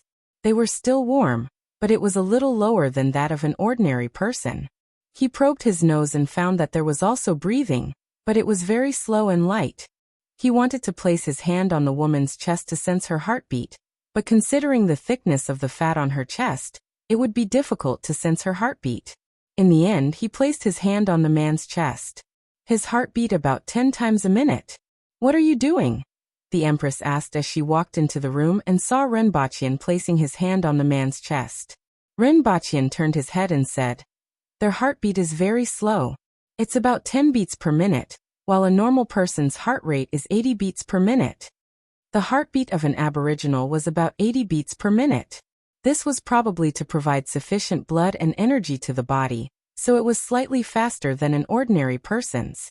Oh, the Empress nodded. Let's take a look at the other rooms. Renbaqian walked to the door and pulled the Empress out. After entering 7 or 8 rooms in a row, the situation inside was more or less the same.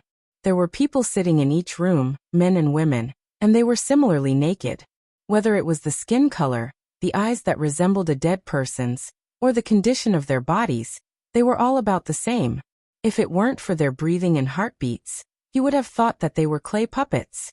When they entered another room, Rinpoche suddenly asked, "Has your Majesty discovered a problem?" "What?" "There don't seem to be any young people or children," Rinpoche said with a frown. After hearing Rinpoche's words, the Empress recalled that those houses they entered just now were filled with people above the age of 30 or 40. Not only were there no children, there weren't even any youths in their teens or 20s. It was normal for 1 or 2 houses to have this kind of situation, but it was abnormal for 7 or 8 houses to have this kind of situation. According to the ratio, the proportion of youths and children under the age of 30 would not be less than 1/3. After all, the lifespan of an ordinary Aboriginal was less than 100 years. Let's wait and see. At this moment, Rinpoche had entered the mode of a primary school student. He had never encountered such a strange thing in his life, and such a strange village had piqued his curiosity. "Justice." The Empress called Gongzheng as soon as she stepped out of the door. "Get someone to check all the rooms, and see if there are any youths or children below the age of 30. Rinpoche didn't care about the Empress's arrangements. Instead, he pushed open the doors one by one to take a look. When he had walked past half of the houses, Gongzheng sent him a message: "There are no young people or children in any of the houses." Soon after, Rinpoche, the Empress, and the rest found a corner in the village to rest and wait to see what would happen tonight. According to Yasheng, these people would come back to life at night. Rinpoche pondered for a long time while he was resting, but he couldn't come up with anything. Instead, he had a lot of messy and unreliable ideas. For example, being possessed by ghosts, or that the people here had died many years ago. After all, this place was very close to the Earth-Een Spring, and it was only a day's journey away. Legend had it that the Earth-Een Spring was a passageway to the world of the dead. Coupled with the strangeness of this village, Rinpoche's imagination ran wild. When everyone arrived, it was already close to 3 o'clock in the afternoon. After waiting for another 4 hours, the curtain of night began to fall. When the sun completely set, a strange smell began to pervade the village. It smelled like the fishy smell of soil. Soon after, all kinds of sounds began to appear in the village, which had always been quiet. The sounds of people stretching, talking, and sighing could be heard from the stone houses. Rinpoche's eyes were fixed on the 2 people who had been thrown on the ground not far away. As the curtain of night fell, the old man and the middle-aged woman opened their eyes one after another, looked around, and walked toward the stone houses in the village as if they didn't see anyone. Following their footsteps, the rest of the people also came out of the houses one after another. All of them were naked, and their expressions were somewhat stiff as they greeted the people around them. "Musu, have you dealt with today's prey? That was 3 days ago. Your memory is getting worse and worse. Su Damien, you didn't even wear any clothes and just came out swaying around. Be careful that the elder will beat you to death." "Su-yi, aren't you going to your city? When are you leaving? Who has seen that kid of mine? I don't know where he went last night, and I couldn't find him after looking for him for an entire day. Auntie, do you have any wild vegetables? Catch some for me." The Empress, Rinpoche, and the winged cavalry warriors frowned as they looked at the village that had suddenly become lively. "Your Majesty, that person should be called Su Damien. He didn't wear any clothes when others asked him, but he asked another person when they were going to your city. The conversation between these people doesn't match up at all. They aren't talking at all, but talking about something that has been prearranged in advance," Rinpoche said as he patted the Empress on the back of her hand. The Empress nodded. She could tell without Rinpoche saying anything. However, Rinpoche was more familiar with this phenomenon than the Empress. This reminded him of the NPCs in games. They spoke according to the preset program. This was the feeling that the people in the village gave him. "It's a little strange," Gongzheng said as he stood at the side with his arms crossed. "There are so many of us here, but none of these people are looking over." Very quickly, one of the phenomena attracted the attention of Rinpoche and the others. 30 to 40 people formed a group and walked out of the village. "Let's follow them and take a look." Rinpoche immediately jumped up from the ground. Rinpoche and the others didn't avoid the group. They passed through the middle of the village and followed the group out of the village. After walking for about an hour, those people stopped at a place where there were pits everywhere. Then they used their hands to dig the ground around them. Very quickly, Renbachien knew what they were digging for. Each of them was as long as a child's arm and had a green body. Those people grabbed the squirming worms in their hands. Each of them grabbed 5 or 6 worms with both hands. Then they stood in a line and walked back to the village. Throughout the process, those people were still talking according to the preset program. Strange.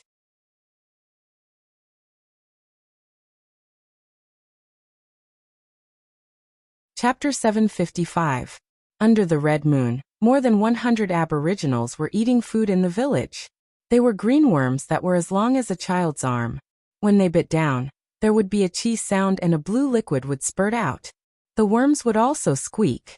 Renbachien, the Empress, and the others who were watching from the side felt their blood run cold. What's going on? Qing Yuan and Hong Wuan turned pale and asked softly. Or should I say, are they still alive? Renbachien frowned and asked. Are there any legends of sorcery in the 60,000 mountains? As far as I know, there aren't. The Empress shook her head and asked someone to call Yisheng over. Renbachien asked again, but Yisheng shook his head. Were they like this the last time you were here? Renbachien asked again. Yisheng shook his head and replied. They weren't like this the last time I was here. When I was here last time, I found that the people in this village liked the night and didn't like the day. Moreover, his expression was wooden, and his speech was slow. I felt that it was strange, so I hurried to leave. I didn't expect things to turn out like this. When was the last time you were here? 16 years ago. At that time, I found traces of a mountain song and followed it all the way here. However, this place was strange and there were no traces of the mountain song. After searching for a few days, I retreated. Renbachien naturally didn't know what a mountain song was. In fact, there were countless strange beasts in the 60,000 mountains, and the areas that no one had set foot in were even larger than the known areas. Therefore, he couldn't be bothered to ask about the strange beasts in the mountains. In any case, he would naturally know when he saw them. Unexpectedly, Gong Zheng was a little surprised and asked, "Is there still a mountain song?" "That should be right. I heard from the elders in the village that the mountain song likes to grind its teeth with stones, and leaves all kinds of filth on the stones. I discovered it by chance. Not only are there filth on the stones, but there are also traces of teeth grinding. In fact, I heard that there are such beasts in the depths, but this area hasn't been seen for many years." Judging from their conversation, this kind of strange beast was somewhat special. Renbachien became curious and asked, "What is a mountain song?" "It's a monster that looks like a human. It's usually about 3 meters tall, and its movements are clumsy, but it's very strong. It likes to eat people, and it has 2 very long fangs in its mouth. In the past, there were many of these monsters. Later on, under the encirclement of the aboriginals, their numbers gradually decreased," Yisheng explained. "It's a little strange." Renbachien casually replied. "In Dayo, 10 feet was more than 3 meters, and a height of more than 10 feet was at least 3 to 7 meters. Furthermore, it was in the shape of a human." Renbachien wondered if it was a gorilla or something like that. King Kong? His body size was about the same. Then he talked about what happened in the stockade village. According to Yisheng, these people didn't always become like this. Instead, they gradually became like this. This is a process. Therefore, they must have been influenced by something to become like this. The Empress looked up at him and asked, "What do you think?" "No idea. I don't even know if they're dead or alive. Or, we can catch one and cut it open to take a look." The Empress glared at him as soon as he finished speaking. "We must first understand their situation before we can decide on our next step. In any case, they are no different from being dead. In other words, they are now a group of puppets with warmth and heartbeats," Renbachien said indifferently. "Your Majesty, if you want me to live like this, I might as well die," Gongzheng said. The thought of living like a puppet was really a terrifying thing. The Empress pondered for a while and asked, "Can we find the reason why they became like this by cutting them open?" "Of course not." Renbachien panted as he spoke. The Empress was so angry that her eyebrows twitched. She punched him and sent him flying.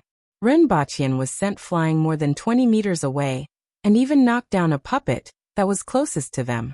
When Renbaqian got up, that puppet also slowly sat on the ground.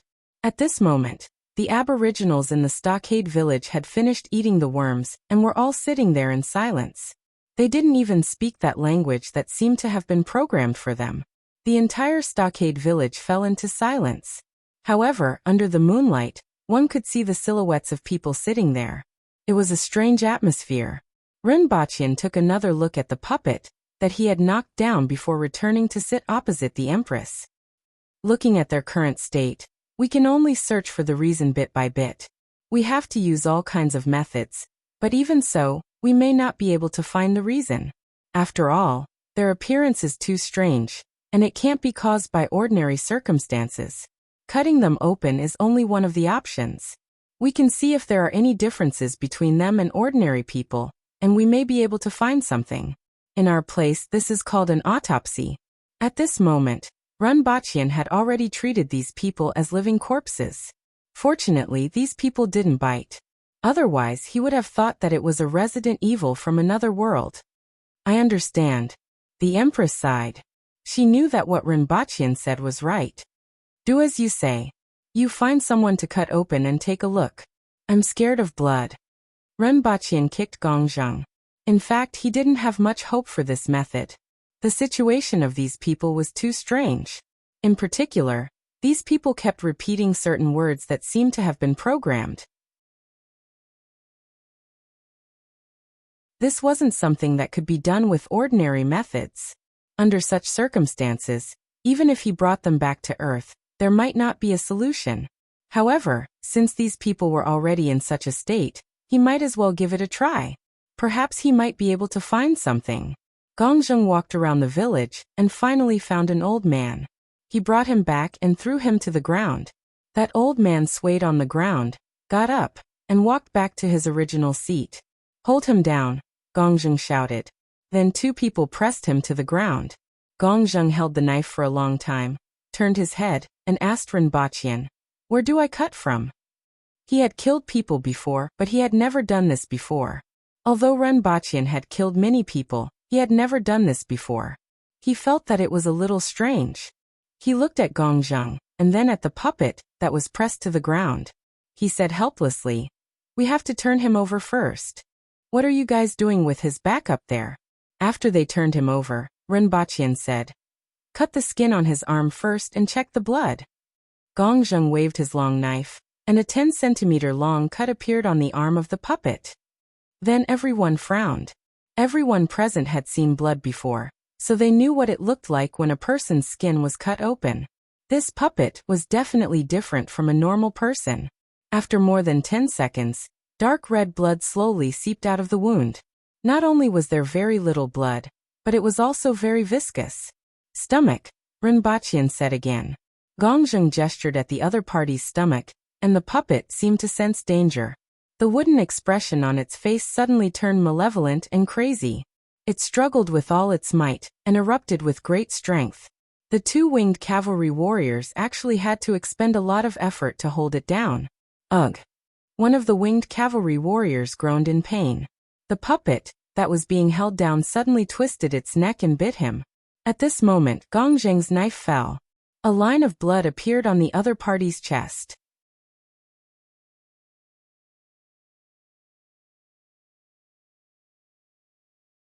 Chapter 756.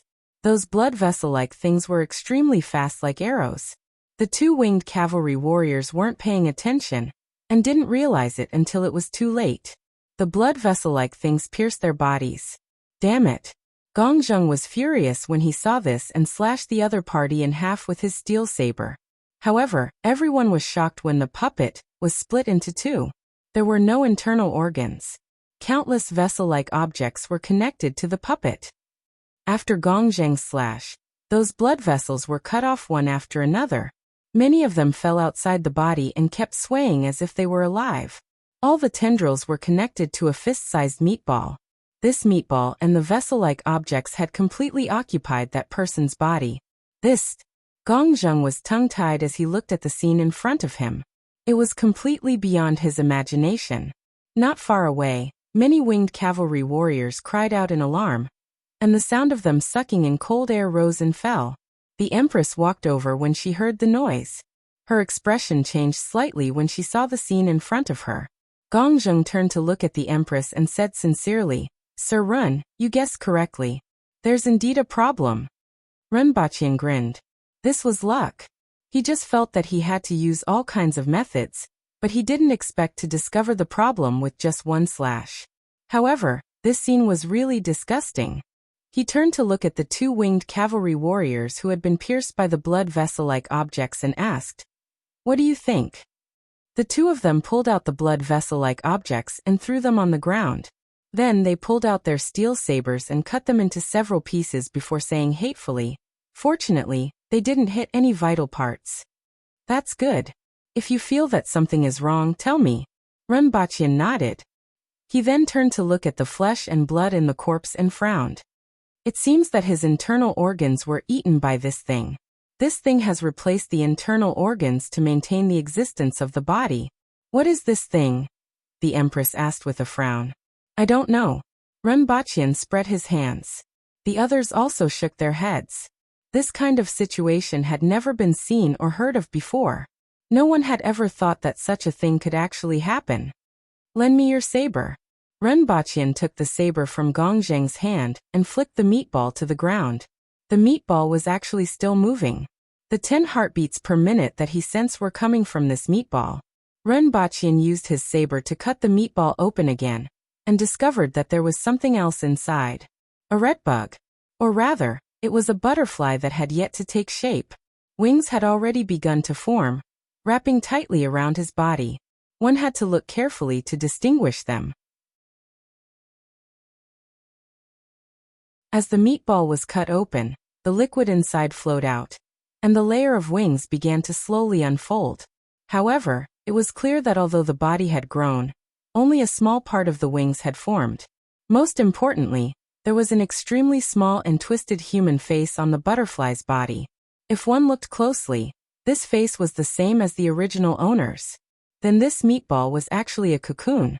The vein-like things were used to control the body and to absorb nutrients.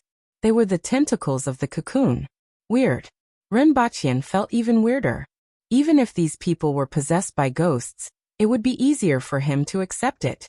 One had to know that a part of the Empress's soul was still in his body.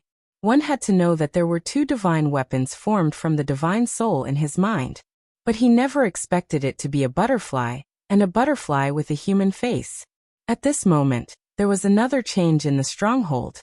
As the cocoon was cut open, the other puppets seemed to have received some kind of signal. They stood up one after another, let out extremely deep sounds, and pounced toward the people. Although the sounds weren't loud, when gathered together, it made people feel suffocated, nauseous and dizzy. "Kill them," the Empress ordered as she looked at the many puppets pouncing toward them. After seeing the condition of the bodies, she didn't hesitate anymore. These people couldn't be considered humans anymore. There were less than 200 puppets in the stronghold, but there were 300 Kismet heaven-winged cavalry warriors here. As soon as they came into contact, severed limbs flew everywhere. What shocked everyone was that more than 10 people were actually injured. These puppets could still move even after being cut in half. Furthermore, the vein-like things in their bodies pierced through their skin at the speed of an arrow. At such a close distance, many people were immediately hit. Don't chop off their heads. Split them open. They are controlled by the meatball in their bodies. Chop off the tentacles of the meatball. Ren Baqian immediately shouted. With Ren Baqian's reminder, everyone reacted and chopped off their opponents one after another. Next, they cut open their opponents' stomachs and chopped off more than half of the meatball's tentacles. Soon after, everyone realized that as long as they chopped off more than half of the tentacles, the other party seemed to lose its strength and wouldn't shoot out those tentacles again. In just a short while, all the puppets in the stronghold were killed. The meatballs were picked out of their bodies and chopped into pieces with knives. One of the winged cavalry warriors died as well. His heart was pierced by a tentacle. In addition, nearly 20 people were injured. Pick out the things in their stomachs, Kill them, and then bury them, the Empress ordered. Although the puppets were all killed, she still didn't look too good.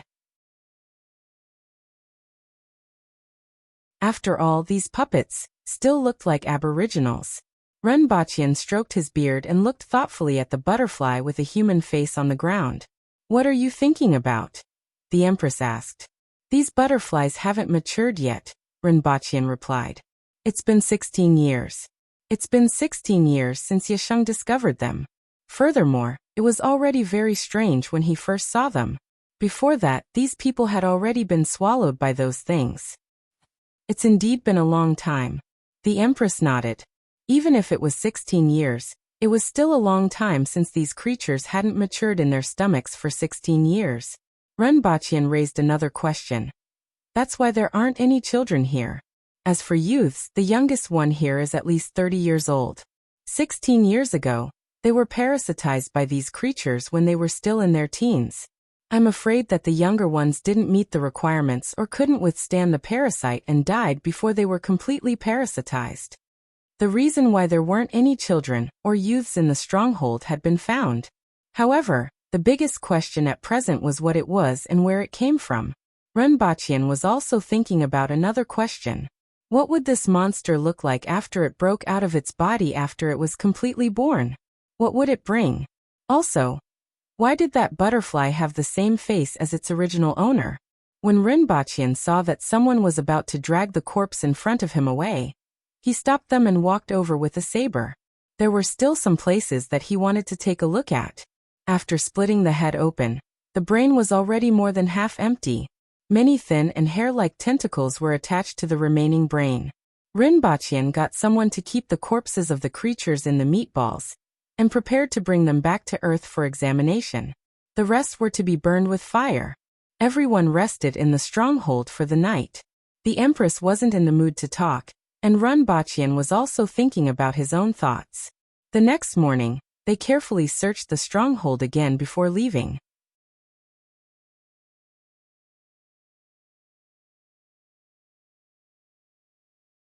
Chapter 757. The Earth-Een Spring was located in a valley surrounded by mountains. There was only a small path leading to and fro. There weren't even any weeds in the valley, let alone animals. There were all sorts of strange rocks and dark red soil. There wasn't even a trace of life in the already gloomy valley. The Empress and her entourage entered the valley. Renbachian looked around for a long time, and felt that there was a rancid smell here. It smelled like the smell of the dead. There were no birds, beasts, plants, or even bugs in this valley. It made him feel a little lifeless. In the depths of the valley, surrounded by dark red soil, there was a pool that was dozens of meters wide. The water in the pool was murky yellow. Looking from the shore, the color of the pool became darker toward the center. The surroundings were light yellow, and the center was almost black.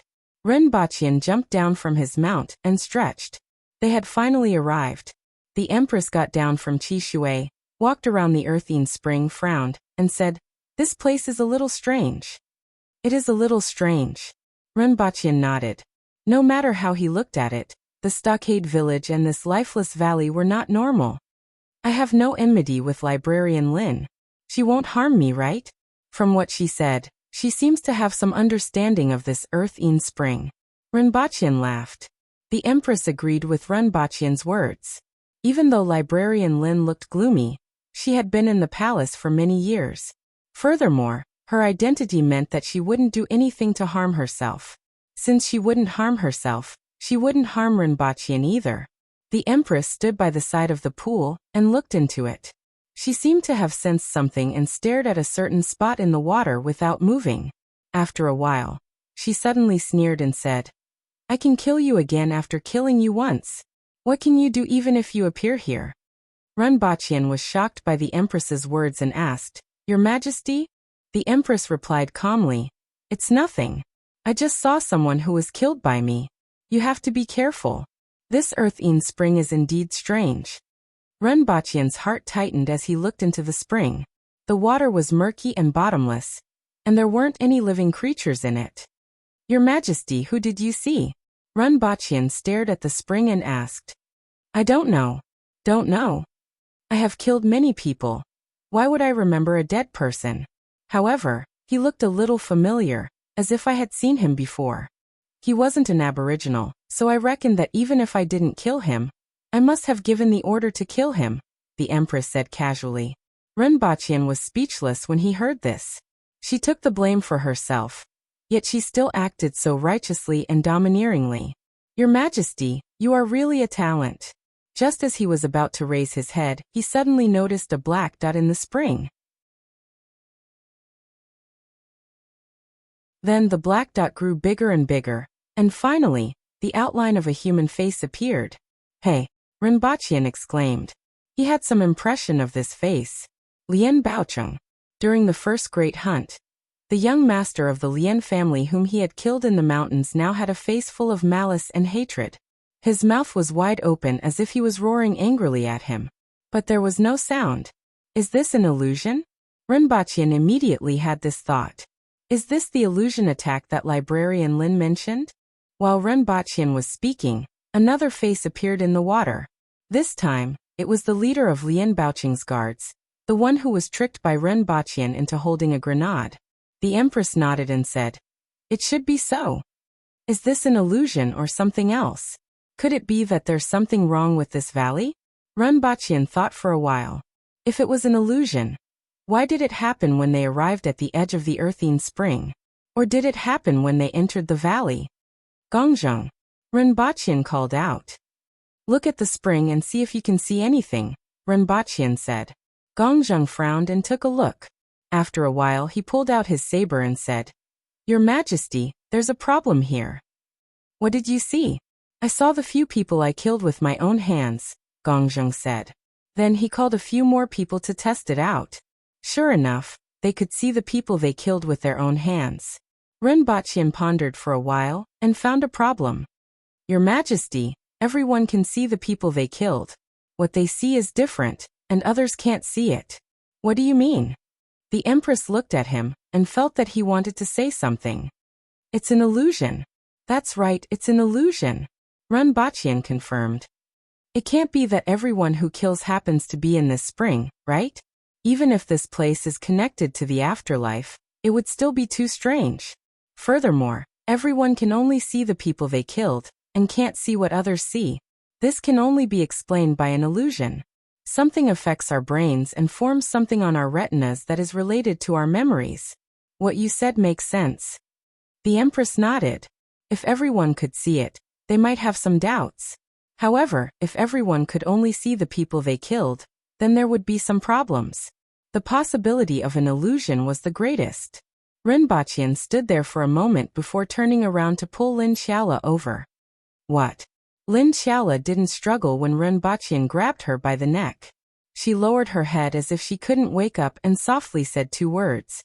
"Take a look and see what's in the spring," Renbaqian said as he stuffed a handful of White Rabbit creamy candies into her hands. With the White Rabbit creamy candies, Lin Xiaola was finally more energetic. She released Renbaqian's hand from her neck, sat on the ground, hugged her knees, and looked at the spring. "So dirty," Lin Xiaola exclaimed. This spring was indeed very dirty. However, it didn't take long for Lin Xiaola's reaction to shock everyone. Saliva began to drip from the corner of her mouth. Hihimangshan. Lin Xiaola quickly wiped the corner of her mouth, and looked pleasantly surprised. Renbaqian looked at her sideways. "Why? Do you want to eat again?" The world of a foodie was indeed different from that of a normal person. Lin Xiaola's eyes suddenly widened as if she had seen something that made her angry. She shouted, "Don't run. You stay here." Then, she threw herself into the earthine spring. She was so fast that she almost disappeared from everyone's eyes. Plop! Renbaqian was speechless. The Empress was speechless. Gongzheng was speechless. Just like that, everyone watched as she jumped down. Renbaqian looked pensive and asked, "She doesn't seem to know how to swim?" The Empress raised her eyebrows and ordered, "Pull her out." "Your Majesty, it's too dangerous for others to go down," Renbaqian said. Regardless of whether this was an illusion or not, she was already affected so much by the shore. One could imagine what would happen when she entered the water.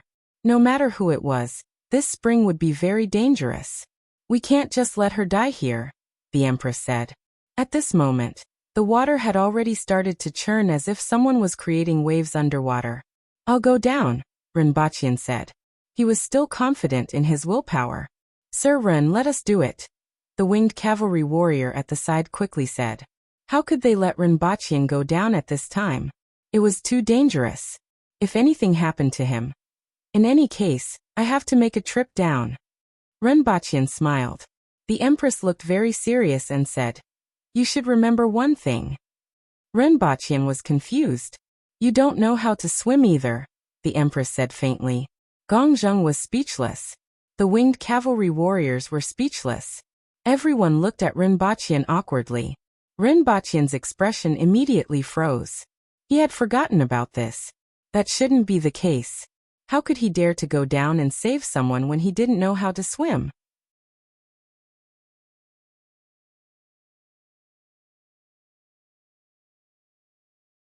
Chapter 758.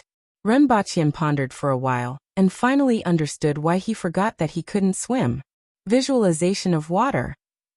He had drowned so many times in the visualization of water that he was quite familiar with the husky's swimming posture, the golden retriever's swimming posture, the Labrador's swimming posture, and so on.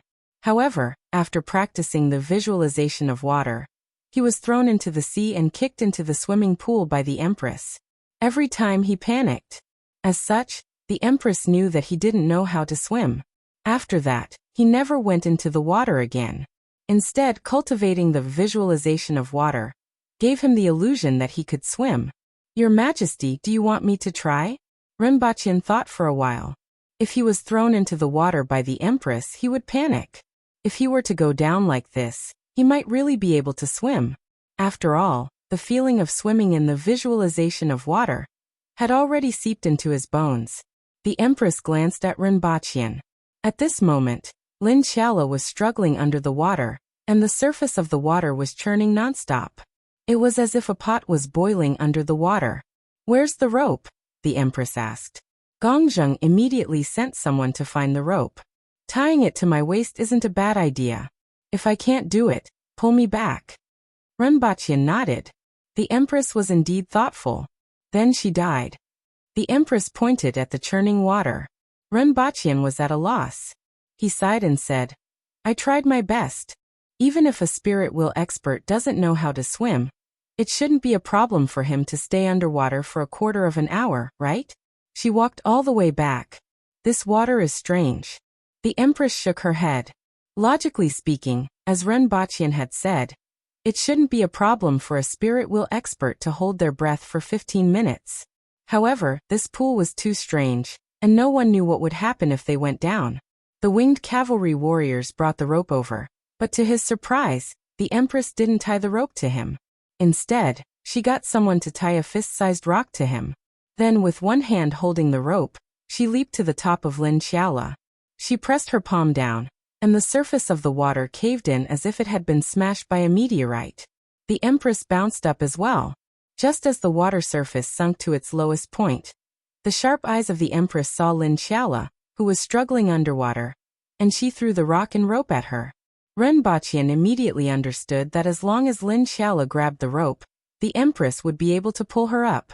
Since he didn't know the exact situation of the spring water, this was a good idea. Dong. The Empress landed, slapped the surface of the water with her palm, and flew backward. He casually threw the rope to Rinpoche. Then he had a strange expression on his face. Soon after, his face turned cold. Rinpoche quickly retracted the rope. He felt that something was amiss with just a tug. There was no weight to it. In other words, there was no one on the other side of the rope. The splashes on the surface of the water also became smaller. Where's Lin Xiaola? Rinpoche was surprised. The Empress tried her best to maintain her composure. I hit him on the head and he fainted. Rinpoche, Gongzheng. The winged cavalry. Rinpoche sighed and quickly took off his clothes. He originally wanted to take off his underwear as well, but after thinking that there were so many people around, he decided to leave one on. Then he tied the rope around his waist and threw one end to Gongzheng. Pull me back when I pull the rope. Then he stepped into the water. It's so cold. Renbachian almost shivered. The water was actually so cold. It reminded him of the time when he fell into a hole in the ice while playing on the river. Now that he was an earthwheel expert, he wouldn't feel much even if he fell into an ice cave. However, this spring water made him feel a bone-piercing cold. It wasn't the kind of cold that affected his physical body, but the kind that seemed to freeze his soul. Renbachian took a deep breath, leaped into the air above Lin Xiaola, held his breath, and plunged into the water. As soon as he entered the water, Renbachian felt a bone-piercing cold coming from all directions, almost freezing him into a block of ice. The cold continuously flowed through the surface of his skin and into his body. His limbs started to stiffen in an instant. However, in his internal organs, ever since he broke through to the earthwheel level, the circulation formed by his 5 viscera was like a layer of protective cover that blocked the cold. This allowed his body to continuously generate heat to fight against the cold on the surface of his body. A large amount of essence energy was transformed into heat, competing with the cold on the surface of his body for space. This allowed Renbachian to clearly experience what it meant to have ice and fire on the surface. It was the kind of crispy feeling that was crispy on the outside and tender on the inside. However, the outside wasn't crispy from being roasted, but frozen. Renbachian tried his best to ignore the coldness of the spring water, and focused on finding Lin Xiaola. Although she wasn't very good at swimming, she could still sink to the bottom. The place where he fell into the water was above Lin Xiaola, so it should be easy to find her. However, at this moment, he felt countless people rushing toward him in the water, grabbing his hands and feet, and sinking him to the bottom. It's an illusion, Renbachian thought to himself, but his muscles still tightened subconsciously, which made him sink faster.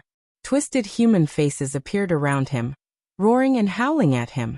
An ordinary person would be scared to death. However, Renbachian had experienced death thousands of times. Although he wasn't a stubborn person, he wouldn't be affected by this. However, the face closest to him was so close that its eyeballs almost popped out of its sockets. This made him subconsciously take a step back. Even if it was an illusion, he didn't want to have a passionate kiss with these guys who were already dead. Ba. Renbachian chanted in his heart. Although this wasn't very useful, it could make his heart feel calmer. Countless times when he was in pain from the 5 elements visualization method, he would chant Ba or Heart Sutra to get over it. Every time he chanted, his heart would feel calm. This had become a physical and psychological instinct. His dodging seemed to agitate the other party, making the faces even crazier. Then Renbachian's face twitched. His calmness was broken, and he wanted to curse, "Get lost." He felt as if something was touching his balls. His arm quickly moved downwards, and he felt a cold and powerless hand. He subconsciously wanted to kick it with his knee, but he immediately realized that those illusions couldn't be touched, so it could only be Lin Xiaola. He quickly grabbed the other party's arm, pulled the rope around him, and felt a pulling force almost immediately. Then he was pulled out of the water like an arrow. The moment he came out of the water, he turned his head and saw that it was indeed Lin Xiaola in his hand. Her eyes were closed, but her lips were slightly open, and there was a bump as big as a bowl on her forehead. Her belly seemed to be 5 to 7 months pregnant. He didn't know how much spring water she had drunk. After throwing Lin Xiaola to the ground, Renbachian shivered again and said, "It's so cold. Your Majesty, give me a hug." The Empress's eyebrows twitched, but when she saw that he was shivering from the cold, she said coldly, "Both of you turn around." Soon after, the lady stretched out her arms and hugged him. Her movements were feminine and gentle, which warmed his heart. He rubbed his face against the Empress's. You're tuning in to the Li Mei's Wuxia Whispers YouTube channel. We're so grateful for your support, and don't forget to subscribe to join us on this incredible journey through captivating stories. Your generosity through donations truly makes a world of difference, as it's the primary source of revenue that allows me to expand and enhance this channel for you. Thank you from the bottom of my heart for being a part of this adventure.